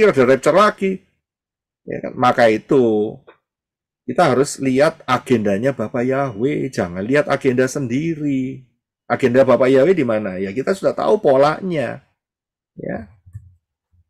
Kemudian prosesnya melalui seperti apa? Seperti memikul kuk, ya, memikul kuk. Seperti kuk itu adalah apa itu namanya? Di Indonesia apa ya? Ya, alat ya untuk supaya sapi itu bisa menghasilkan, ya, dia digandeng dengan sapi yang lainnya sehingga dia bisa mengolah, ya, membajak, ya, alat bajak ini sebetulnya. Ya, jadi saudara harus paham, ingat kita ini adalah sapi yang tidak berpengalaman. Nah, kita harus belajar dari siapa? Ya dari Yesua. Kan Yesua berkata, belajarlah kepadaku. Nah, Yesua adalah sisi satunya. Itu contohnya, saudara. Ya kita, saya tidak mengatakan bahwa saudara sapi ya, tidak, itu hanya perumpamaan saja ya. Kalau saudara potong, wah Pak Roy kok ngata-ngatai orang sapi loh, bingung ya. Ini kan cuman bahasa ungkapan yang sederhana untuk melihat bahwa kita ini mesti kerjasama dengan Yesua. Kita ini harus kerjasama dengan Ruach Yahweh Elohim. Saudara bisa lihat di sini, karena itu kuk itu nyaman. Jadi pikul salib itu nyaman atau berat? Jawabannya adalah sebenarnya nyaman, Pak. Nyaman. Nyaman begitu loh. Karena apa? Masa kita ini kita ada penolong. Siapa? Yaitu Ruach Yahweh Elohim yang nolong. Ya. Nah, kebanyakan orang tidak mau ditolong. Ya, itu masalah besar. Kalau nggak mau ditolong ya, ingat loh, Ruach Yahweh Elohim itu bukan seperti pemaksa. Nggak kayak roh setan. Roh setan tuh sering maksa, dipaksa, diancam, diintimidasi. Ya. Ruach Yahweh Elohim tidak demikian. Pertanyaannya, kenapa Ruach Yahweh Elohim tidak mau memaksa? Siapa yang mau coba jawab? Mengapa Ruach Yahweh Elohim tidak mau main paksa? Saya boleh jawab, Pak Roy? Karena ada free will, Pak. Silakan. Ya, karena sama seperti jawaban Bro Desmond, karena Bapak Yahweh menciptakan manusia itu dengan free will atau kehendak bebas, Pak. Ya memang ada free will. Kenapa kok Ruach Yahweh Elohim tidak mau memaksa? Karena mau kemurnian, Pak, kemurnian. Satu-satu, suaranya tabrakan nih. Bu Adi dulu, selesaiin dulu. Ya, karena Bapak Yahweh mau kemurnian kita, Pak. Mau kemurnian. Oke, Arizona angkat tangan, silahkan. Karena Ruach Yahweh Elohim itu berkarakter lemah lembut ya. Karakter lemah lembut. Oke, terima kasih. Saya Pak, Ya, silahkan. karena Bapak Yahweh itu adalah Tuhan yang adil, Pak. Tuhan yang adil. Oke, ya, kita tampung ya. Ada lagi yang mau coba? Kenapa Ruah Yahweh Elohim tidak mau maksa? Nipu ya wo paksa. Ngerti maksudnya? Lu Pak, nggak mungkin mau gua paksa. iya. Mungkin Gua paksa. dipanggil dipilih ya Pak ya, dipanggil dipilih dan ditentukan itu ya Pak. Kalau nggak ditentukan ya jadi sia-sia ya. Thank you. Oke, kita tampung dulu ya. Terima kasih Ibu Emma. Pak. Silakan Sister Helen dulu, kemudian Sister Connie. Silakan. Sister Helen Lede. Buka mic-nya. Saya lihat angkat tangan. Oke, saya beralih ke Sister Connie dulu. Silakan Sister Connie. Ya, terima kasih Pak. Karena sebenarnya Bapak Yahweh lebih senang bahwa biarlah itu menjadi pilihan kita. Karena kalau manusia udah memilih sesuatu, pasti dia mengerjakannya dengan kesungguhan hati gitu kan, dengan benar-benar dia murni dari hatinya. Murni dari hati. Oke, ya, terima kasih. Kita tampung. Sister Helen, silakan. Tadi saya sudah bilang bahwa itu dari Ruah Yahweh itu melihat hati kita, apakah kita taat atau tidak. Oke, ya. Terima kasih untuk jawabannya. Sister Lois. Saya coba jawab ya Pak. Tuhan mungkin melihat tentang ketulusan hati kita. Ketulusan hati, oke, sama, hampir seperti tadi. Silakan. Terima kasih Bu Welda. Sister Lois, silakan. Mic-nya harus dibuka. Saya tadi udah jawab Pak. Terus saya jawab, oke. Tentang ketulusan hati. Ketulusan hati, ya, oke. Sister Julinda. Karena kita diciptakan segambar dan serupa dengan Bapa Yahweh. Serupa, oke, kehendak bebas. Sister Jemima. Kenapa Roh Kudus tidak memaksa? Karena disitulah nampak keputusan kita itu yang menunjukkan kita itu mengasihi Elohim atau tidak, begitu Pak. Oke, ya, kita tampung. Renaldi, silahkan. Karena setiap orang itu diberikan kehendak bebas untuk memilih sesuatu keputusan kita gitu, karena kita serupa dengan Bapak Yahweh sendiri gitu.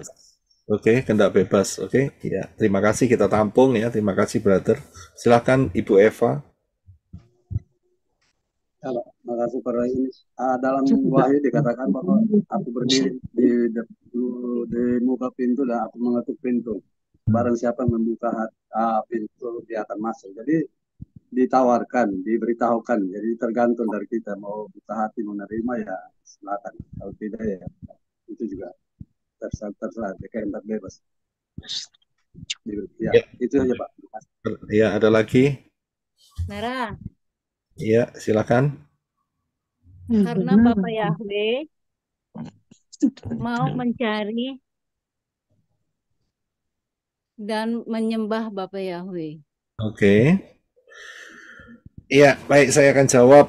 Jadi ada istilah nipu ya wo paksa ya.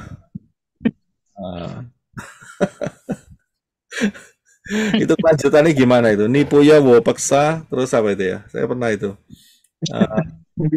Nipu ya wo paksa. Nipu ya wo paksa. Paksa Pak, no paksa-paksa. Nipu ya wo paksa, lu paksa wacau gitu loh.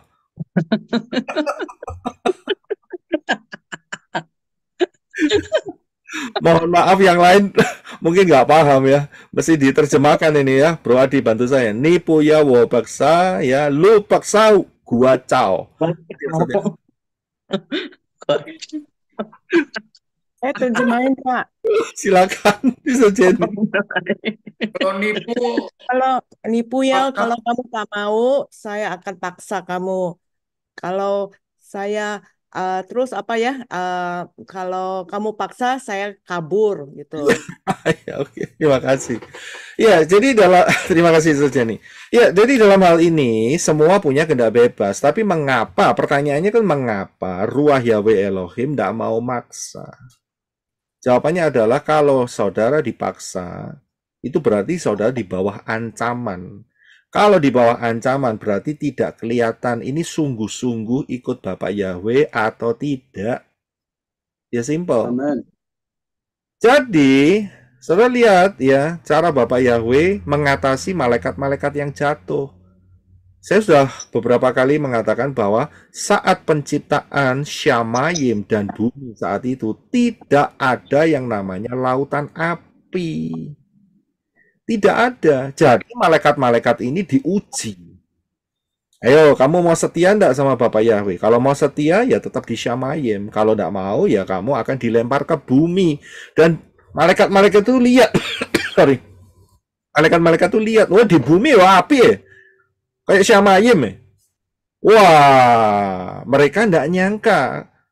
Ya, mereka pikir, oke, baik kalau gitu. Aku memberontak daripada Bapak Yahweh. Dibuanglah ke bumi. Benar, saudara, dibuang ke bumi.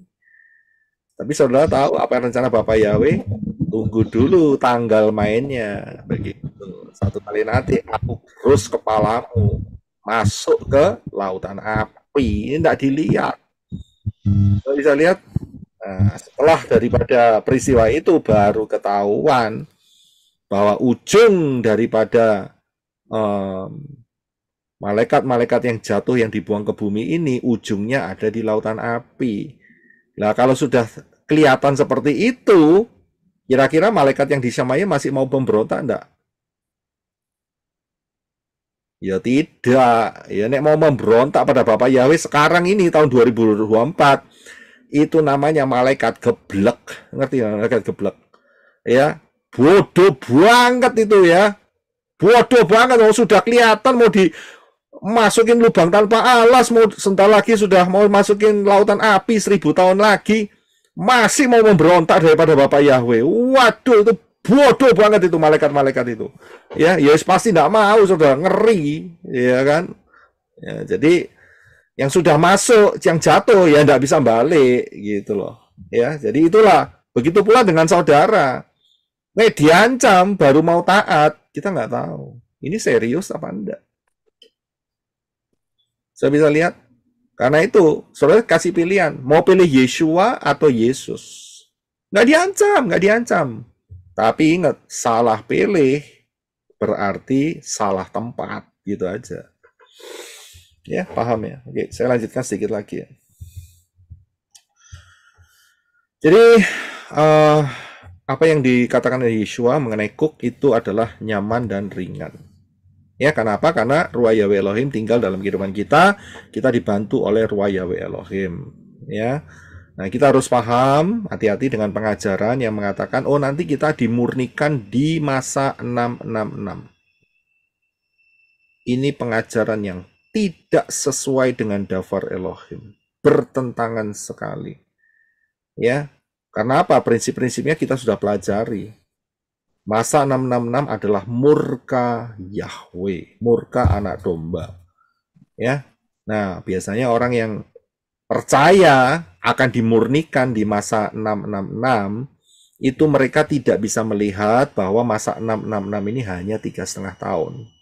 Mereka selalu berpatokan masa 666 ini 7 tahun. Padahal yang mereka baca itu hanya ada di satu ayat, yaitu Daniel 9:27. Itu pun cara bacanya keliru. Ya, keliru. Nubuatan itu minggu ke-70 Daniel itu untuk Yeshua, bukan ujungnya ada anti Hamasiah. Tidak. Salah. Karena itu apa? Mereka menolak pola Shemitah. Kalau kita lihat pola Shemitah, jelas banget saudara. Jelas banget, puter aja. Sejak zamannya Yeshua, saat ministry, diputer 1995 kali. Akan ketahuan. Ya, yaitu nanti jatuhnya di tahun 2022. Itulah Shemitahnya. Dan kemudian, satu Shemitah yang terakhir, yaitu antara 2022 sampai plus 7, yaitu 2029. Nah, kita di mana sekarang? Kita 2024. Nah, berarti sudah mendekati rapture. Kita bisa lihat. Jadi konsep mereka itu keliru, ya wes keliru mau diikuti gitu loh. Ya. Terpesona dengan pengurapan.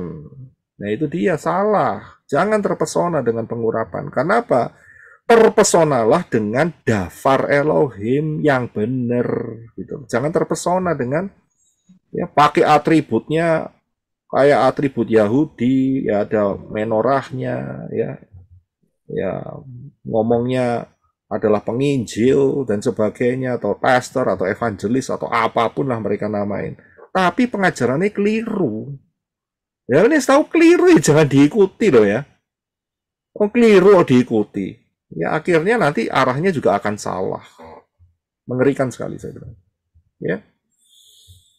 Jadi mereka yang mempercayai seperti itu, mereka menolak prinsip kasih dan keadilan Bapak Yahweh, di mana kita sudah transfer, kita ini sudah dihakimi. Jadi kita ini tidak masuk yang namanya nanti pengadilan tahta putih, tidak, saudara. Ya, oke. Kalau begitu, kita diadili apa enggak? Nah, yuk. Nanti kan kita akan masuk pengadilan atau tidak. Nah, ya, siapa yang mau jawab? Sorry Pak Yosef Roy. Satu-satu, angkat tangan naik. Jadi nggak tabrakan. Sorry Pak Yosef Roy, saya minta pengertian. Pakai tombol. Karena saya nanti yang di YouTube nggak bisa denger nih. Sorry ya, bukan apa ya. Buat Sister Eva mohon diturunkan telapak tangannya karena menghalangi ini layar screen. Eva Mohede.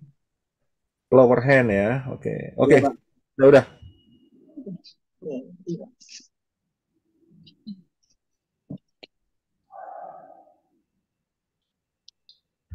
Menurut saudara gimana?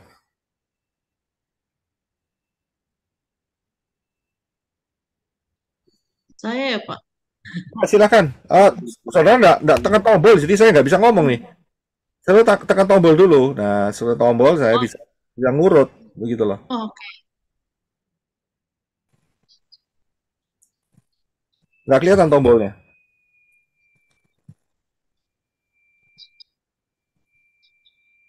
Ya, silakan Ibu Sister Welda, silakan. Kita diadili nggak nih? Sister Welda, silakan. Iya Pak. Halo. Ya, silakan. Dengar ya Pak? Dengar. Ya, ya. Ini maksudnya di dunia ini ya Pak, atau sudah di rapture Pak? Oke, saya akan beri ya ayatnya ya. Roma 14 ayat 10. Tolong Bro Adi bisa baca buat kita semuanya.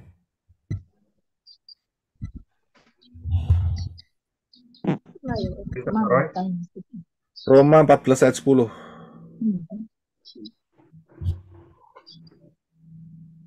Roma 14 ayat 10. Ya. Tetapi mengapa engkau menghakimi saudaramu? Atau mengapa pula engkau memandang rendah saudaramu? Sebab kita semua akan berdiri di hadapan tahta pengadilan Hamasia. Amin. Ya, saya kasih satu lagi ya. Yaitu di dalam, tolong Brother Henok ya.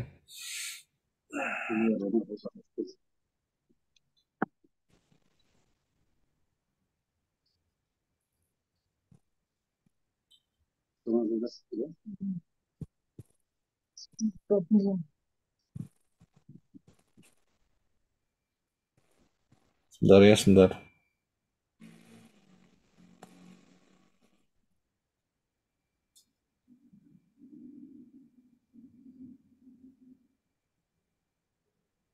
Ibrani 9:27, Brother Henok bisa bantu saya untuk baca.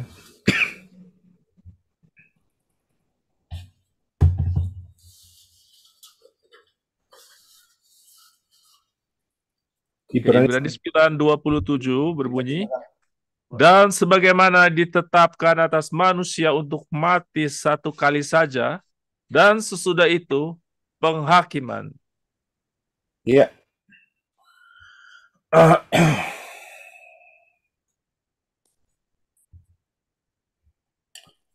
Menurut saudara bagaimana nih? Saudara diyakini nggak? Satu lagi ya, Brother Henok. 2 Korintus 5 ayat 10.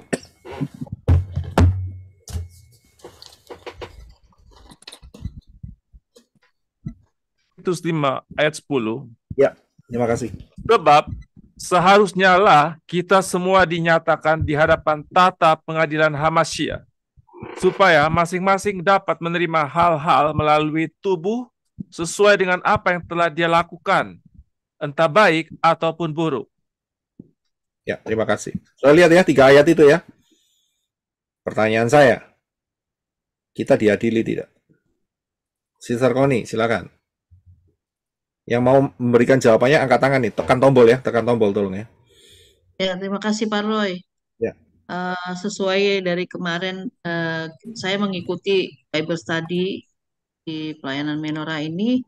Jadi sampai hari ini saya berpikir ada di dalam pikiran saya bahwa untuk mempelai Hamasyiah, manusia-manusia Elohim, menurut saya itu tidak diadili tahta pengadilan putih ya.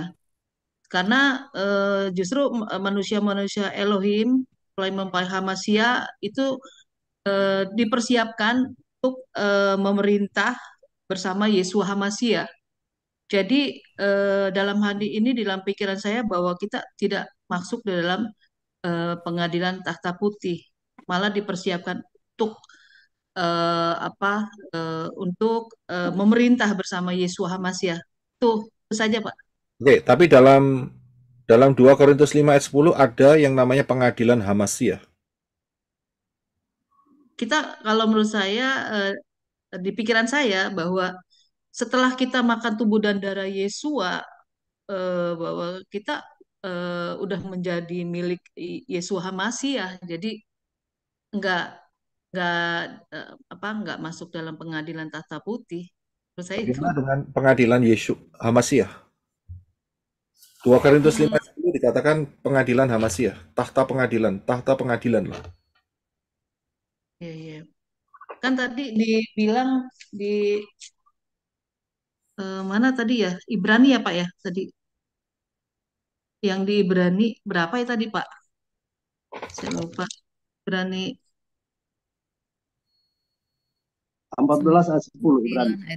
Oh, Ibrani 14. Ibrani 9 ayat 27. Oh, Ibrani 9 ayat 27. Yang Roma 14 ayat 10.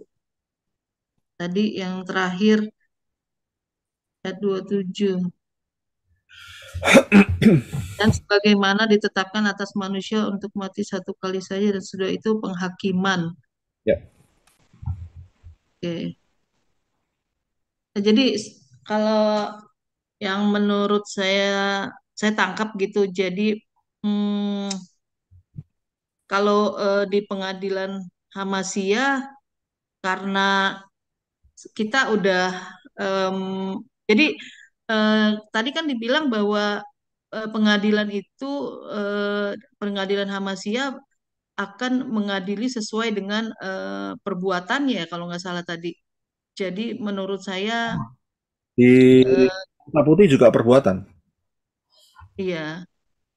Jadi ya karena saya berpikir bahwa setelah kita ada ruah Elohim di dalam diri kita, itu kan ruah Yahweh Elohim itu kan mengarahkan kita untuk sekarang-sekarang ini untuk mengarahkan kita untuk tetap di jalan-jalannya, dan juga ruah Yahweh Elohim itu yang yang kalau saya merasakannya ruah Yahweh Elohim itu yang menuntun kita ke dalam segala jalan kebenarannya.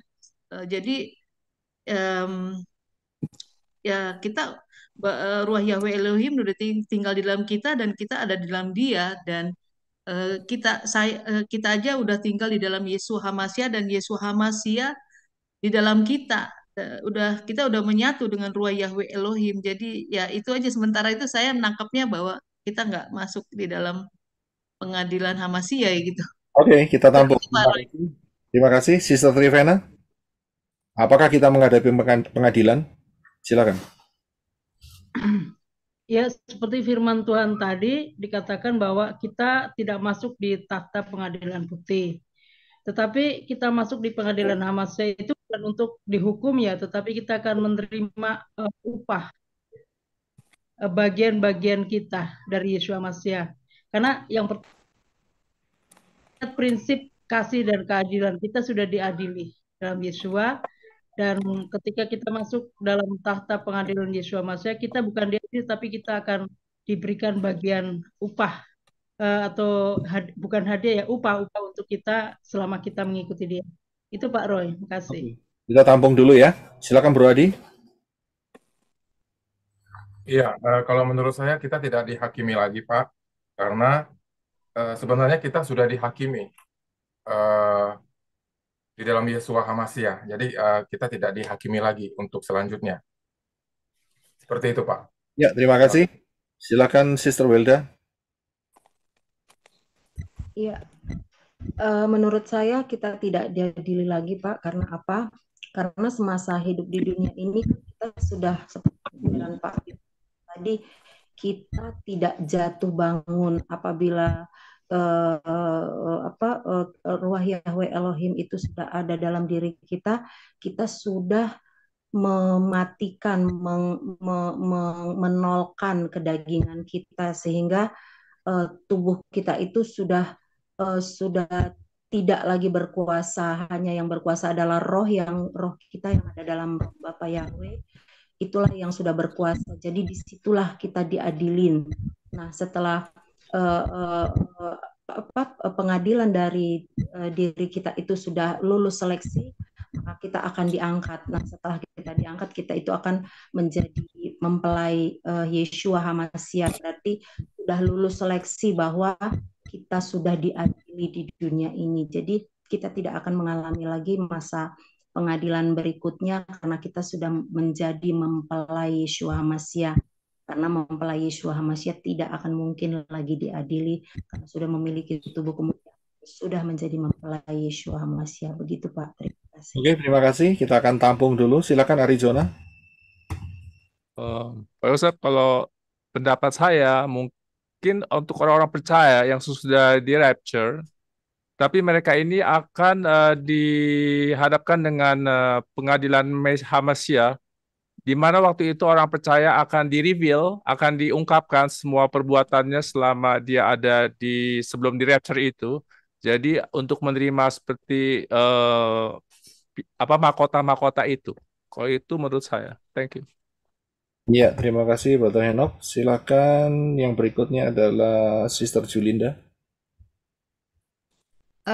Menurut saya Pak, kita diadili, dihakimi di pengadilan Hamashiach ini di dunia dalam keadaan tubuh daging sekarang. Ya, jadi kita tetap menerima akibat ataupun sanksi daripada dosa kita selama kita hidup di dunia. Ya, jadi penghakiman kita di dunia, tapi nanti di tahta putih di aras Tuhan Bapa Yahweh itu kita tidak lagi dihakimi. Demikian Pak. Terima kasih Pak. Iya, oke. Terima kasih. Ya, haleluya. Sebentar ya. Pak John, silakan. Ya Pak, selama kita di bumi ini kita udah diadili Pak. Jadi misalnya kita berbuat salah, kita diganjar ya, atau firman Dapar Elohim bilang, barang siapa aku kasih dia aku tegur dan ku hajar. Jadi selama kita di bumi ini, di sini kita sudah diadili. Diadili kita di bumi ini. Jadi pengadilan kita sebenarnya ya selama kita ada di bumi ini. Begitu, Pak. Ya, oke, ya terima kasih. Sister Helen Lede. Ya, saya ini apa ketiga firman yang tadi pastor kasih tahu itu kita diacu kepada Wahyu 20 ayat 11 sampai dengan 15 bahwa tata putih yang bahwa hukuman itu ada hukuman yang terakhir dan ada buku kehidupan dan ada buku kematian yang akan dibukakan. Jadi artinya semua orang itu akan dihakimi. Itu adalah penghakiman terakhir. Mungkin ada yang bisa baca di dalam Wahyu 20 ayat 11 sampai 15. Termasuk kita ya? Iya. Termasuk kita ya? Ya, yang terakhir, ayat terakhir itu dikatakan bahwa setiap orang yang tidak ditemukan namanya tertulis di dalam kitab kehidupan itu ia dilempar ke dalam lautan api. Oke. Ya, terima kasih, kita tampung. Yang terakhir, Sister Jenny. Ya Pak Roy, saya pegang ini ya, 2 Korintus 5 verse 10 ya. Saya baca dari ELT ya, tapi saya lebih suka NKJV, tapi nggak apa-apa, saya baca bahasa Indonesianya dulu ya, ELT. Sebab, oke ya, 2 Korintus 5 verse 10 ya. Sebab seharusnya lah kita semua dinyatakan di hadapan tata pengadilan Hamasya, supaya masing-masing dapat menerima hal-hal melalui tubuh sesuai dengan apa yang telah dia lakukan, entah baik ataupun buruk. NKJV-nya it's good to understand. For we must all appear, we must all. Jadi semuanya ya, before the judgment seat of Christ, that each one may receive the things done in the body according to what he has done, whether good or bad. Saya pegang itu verse-nya. Jadi kita kalau memang udah di dalam Yesua Hamasya, di dalam udah menjalankan apa yang dia perintahkan kepada kita, what is pleasing to Papa Yahweh ya, kita akan juga di-judge, tapi judge-nya kita akan diadili dengan apa yang kita berbuat, kebaikan dan keburukan itu dibuka semuanya gitu. Tapi kita tidak dihakimi dengan penalti atau apa gitu. That's my point. Yeah, thank you. Oke, terima kasih. Iya, jadi pertanyaannya itu kita harus melihat. Yang pertama adalah apakah pengadilan tahta putih itu sama dengan pengadilan Hamasya? Beda. Beda, Pak, beda. Dari situ kita akan kelihatan, ya, apakah pengadilan tahta putih sama dengan pengadilan Hamasya? Ya, ternyata beda. Nah, bedanya gimana? Kalau kita lihat di dalam bahasa Yunaninya, ya, maka kita akan mendapatkan satu kata, yaitu yang saudara lihat ya, bimasid. Siapa yang pernah dengar mengenai hal ini? Bimasid. Yes, I heard before. Ya, jadi jarang yang tahu ini. Ini yang biasanya dalam bahasa Inggris pasti tahu.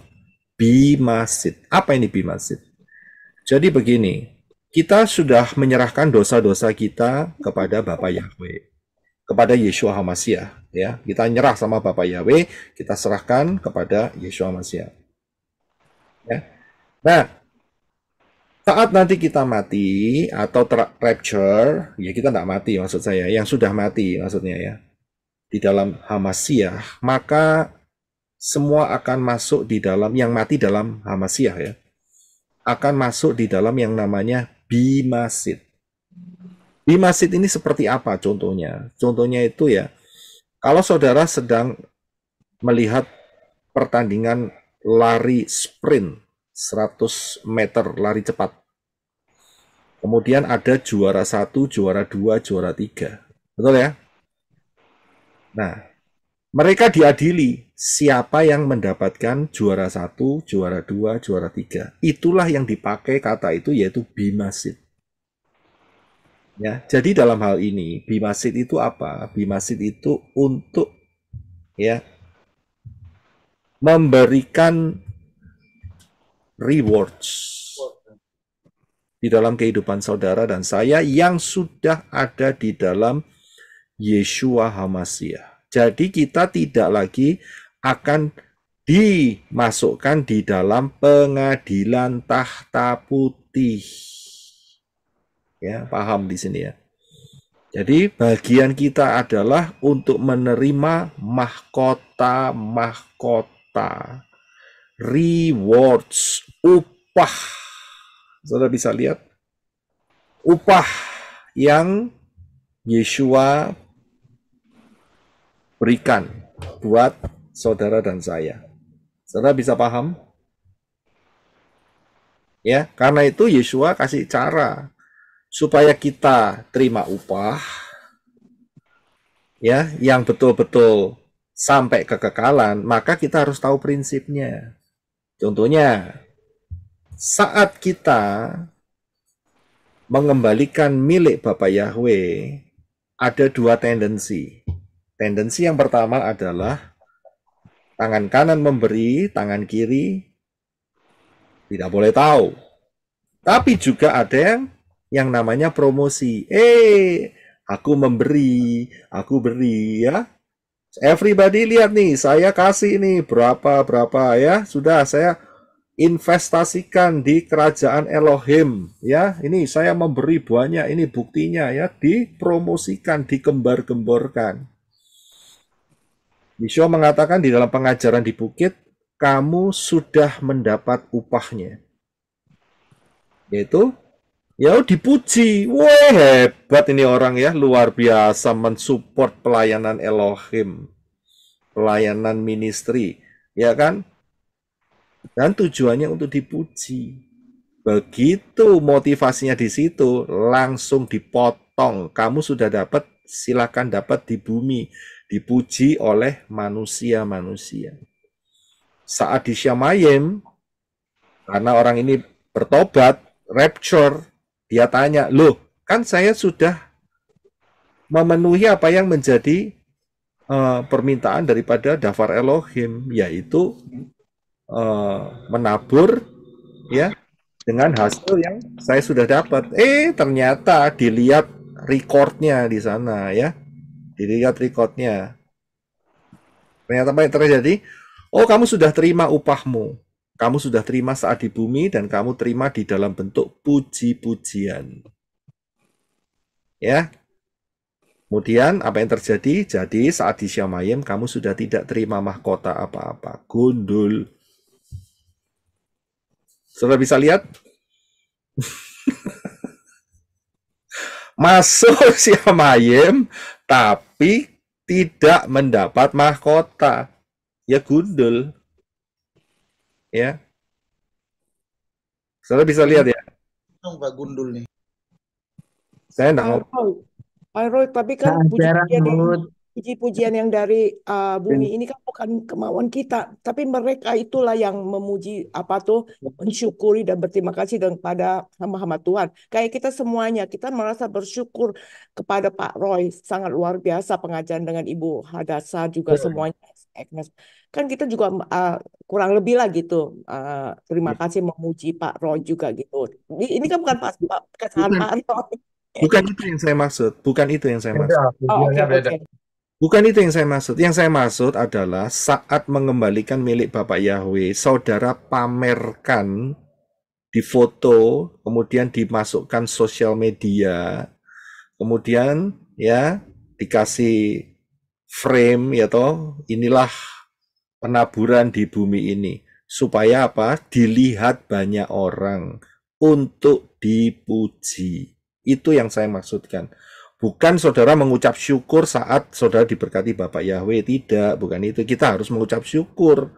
Kita sudah diberkati, ya kita harus wajib mengucap syukur sama Bapak Yahweh. Tapi yang saya maksudkan di sini itu dipamerkan. Ingat, Yeshua mengatakan kalau kamu berpuasa, jangan sampai mukamu muram. Betul kan?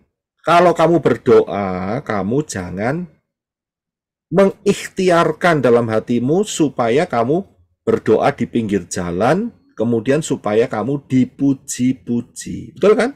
Itu kan pengajaran Yeshua di atas bukit kan? Ya kan? Ya, begitu kamu terima pujian, selesailah ceritanya, mahkotamu di Syamayim. Kamu sudah dapat mahkota di bumi. Itu ya, jadi nggak dapat apa-apa. Ya, jadi paham dalam hal ini. Jadi inilah yang disebut sebagai Bima Sit. Saudara rindu untuk mendapatkan mahkota-mahkota saudara dengan lengkap, ikutin cara kerjanya Bapak Yahweh. Ya, ikutin. Kita memang harus mensyukuri apa yang Bapak Yahweh berikan, kita mengucap syukur dalam hal itu, tetapi tidak untuk digembar-gemborkan. Ya, tidak untuk dipublikasikan. Ya. Biar Bapak Yahweh sendiri yang menilainya, mencatatnya dengan kita kerendahan hati, dengan penuh sukacita, dan itu akan menjadi berkat yang kekal buat saudara sekalian. Amin. Pak, kalau kita bersaksi, Pak, gimana Pak? Mengucap syukur bersaksi itu kan sama aja kita kan memberitahu apa kita yang udah kita dapati dari Bapak Yahweh, bersyukur gitu, Pak. Itu gimana, Pak? Bersaksi beda. Yang saya maksud adalah, kalau bersaksi kita bersyukur, terima kasih Bapak Yahweh menolong saya untuk memenangkan tender, misalnya seperti itu. Beda dengan apa yang terjadi, yaitu, wah luar biasa loh Bapak Yahweh itu hebat loh, luar biasa, tender saya menang, ya. Sehingga saya menang 50 miliar, dan saudara tahu, berarti 1/10-nya berapa? 5 miliar. Saudara tahu yang 5 miliar itu? Ya, saya salurkan untuk siapa? Nah, itu dia, itu lain ceritanya. Ngerti maksudnya? Nadanya itu, itu lain sudahan, gitu loh. Nadanya kan kepingin tahu nilainya, nominalnya untuk apa? Dipuji. Wah, hebat ya Pak Iki ya. Ibu ini ya, sister ini, brother ini ya, luar biasa nih, menang tender 50 miliar, 5 miliarnya disalurkan untuk ini. Wah, kelihatan kan? Motifnya. Nah, kalau kita menyerahkan 1/10 nyari 50 miliar itu salah kita nyebutin, Pak. Ya nggak usah disebutin nominalnya kan? Persepuluhan kan Pak, maksudnya itu. Saya memberikan persepuluhan dari 50 miliar itu yang saya menang tender gitu, Pak. Salah, ya, Pak. Kalau dikasih tahu tendernya jumlahnya misalnya 50 miliar, ya orang bisa ngitung dong. Kan bisa ngitung dong orang. Oh, berarti 1/10-nya masuk kemana begitu. Misalnya nih seperti itu. Ya kan, itu kan sama dengan pamer gitu loh. Pamer, hati yang pamer. Itu tidak sesuai dengan apa yang di Yeshua katakan. Kamu beri tangan kanan, tangan kirimu tidak boleh tahu. Itu kan maknanya. Jadi, ya. Artinya kalau 1/10 kita nggak usah gembar-gemborin, Pak ya. Ya perpuluhan atau benih-benih penaburan misalnya, saudara buat apa gembar-gemborin gitu loh. Jadi kesaksian gitu, Pak ya. Itu adalah hubungan pribadi saudara dengan Bapak Yahweh. Itu tanggung jawab saudara dengan Bapak Yahweh. Biar jelas Pak, kita nggak salah ngucap gitu loh Pak. Betul Pak Budiman. Itu pertanyaan penting sekali. Saya setuju. Supaya kita tidak jatuh di dalam kepujian manusia. Iya. Ingat, itu masalahnya itu di situ. Jangan sampai manusia memuji. Begitu. Karena toh kita juga mendapat berkat itu dari Bapak Yahweh. Iya, secara nggak sadar kita juga pada saat kesaksian ngucapin saya sudah bersyukur bisa membalikan persepuluhan dari saya dapat memperoleh, itu artinya bersaksi Pak. Tapi kalau emang itu jatuhnya jadi ucapannya kita salah, tidak mendapat mahkota di Samayim, oh itu juga kita baru sadar gitu loh Pak. Iya, karena itu seperti yang Yeshua katakan. Kalau kamu melakukan sesuatu, jangan sampai kamu dipuji. Karena yang pantas dipuji itu hanya Bapak Yahweh. Kita itu tidak ada apa-apanya. Kalau Bapak Yahweh tidak bergerak memberkati kita, kita ini tidak ada apa-apanya. Betul sekali, amin. Jadi segala pujian, hormat, syukur itu untuk Bapak Yahweh. Amin, haleluya. Jangan diambil gitu loh. Karena itu misalnya, saudara bisa bersaksi, wah puji Bapak Yahweh, bulan ini Bapak Yahweh menolong saya menghadapi bisnis atau tender atau misalnya pekerjaan, saya dapat pekerjaan, itu luar biasa atas karya tangan Bapak Yahweh. Sudah, stop, begitu loh. Oh, nggak usah detailnya, berapa jumlahnya, begini, begitu, ya dihitung dong sama orang lain. Itu kan berarti ada motif, ada udang, ya, di balik Rempeyek. Udang di balik bakwan. Ada tendensi itu, Pak. Rempeyek. ada udang bersembunyi di bawah rempeyek, itu dia gitu. Ya. Pak, sedangkan Rasul Petrus saja bilang waktu ini, jangan kau menganggap seolah-olah aku yang melakukan ini kan, waktu dia melakukan mujizat itu. Iya. Ya, oke. Saya akan akhiri dulu di sini. Saya akan tutup kebaktian ini dulu. Tolong saudara yang angkat tangan. Tadi saya lihat ada 2, Brother Desmond dan Sister Helena si Cintak. Tahan dulu pertanyaannya. Saya akan tutup kebaktian ini. Saya akan kembali ke Arizona, ya. Dan setelah itu kita akan buka ruang tanya jawab. Ya, haleluya. Bapak Yahweh memberkati saudara-saudara sekalian dengan kelimpahannya. Haleluya. Bapak yang berkati. Amin. Amin.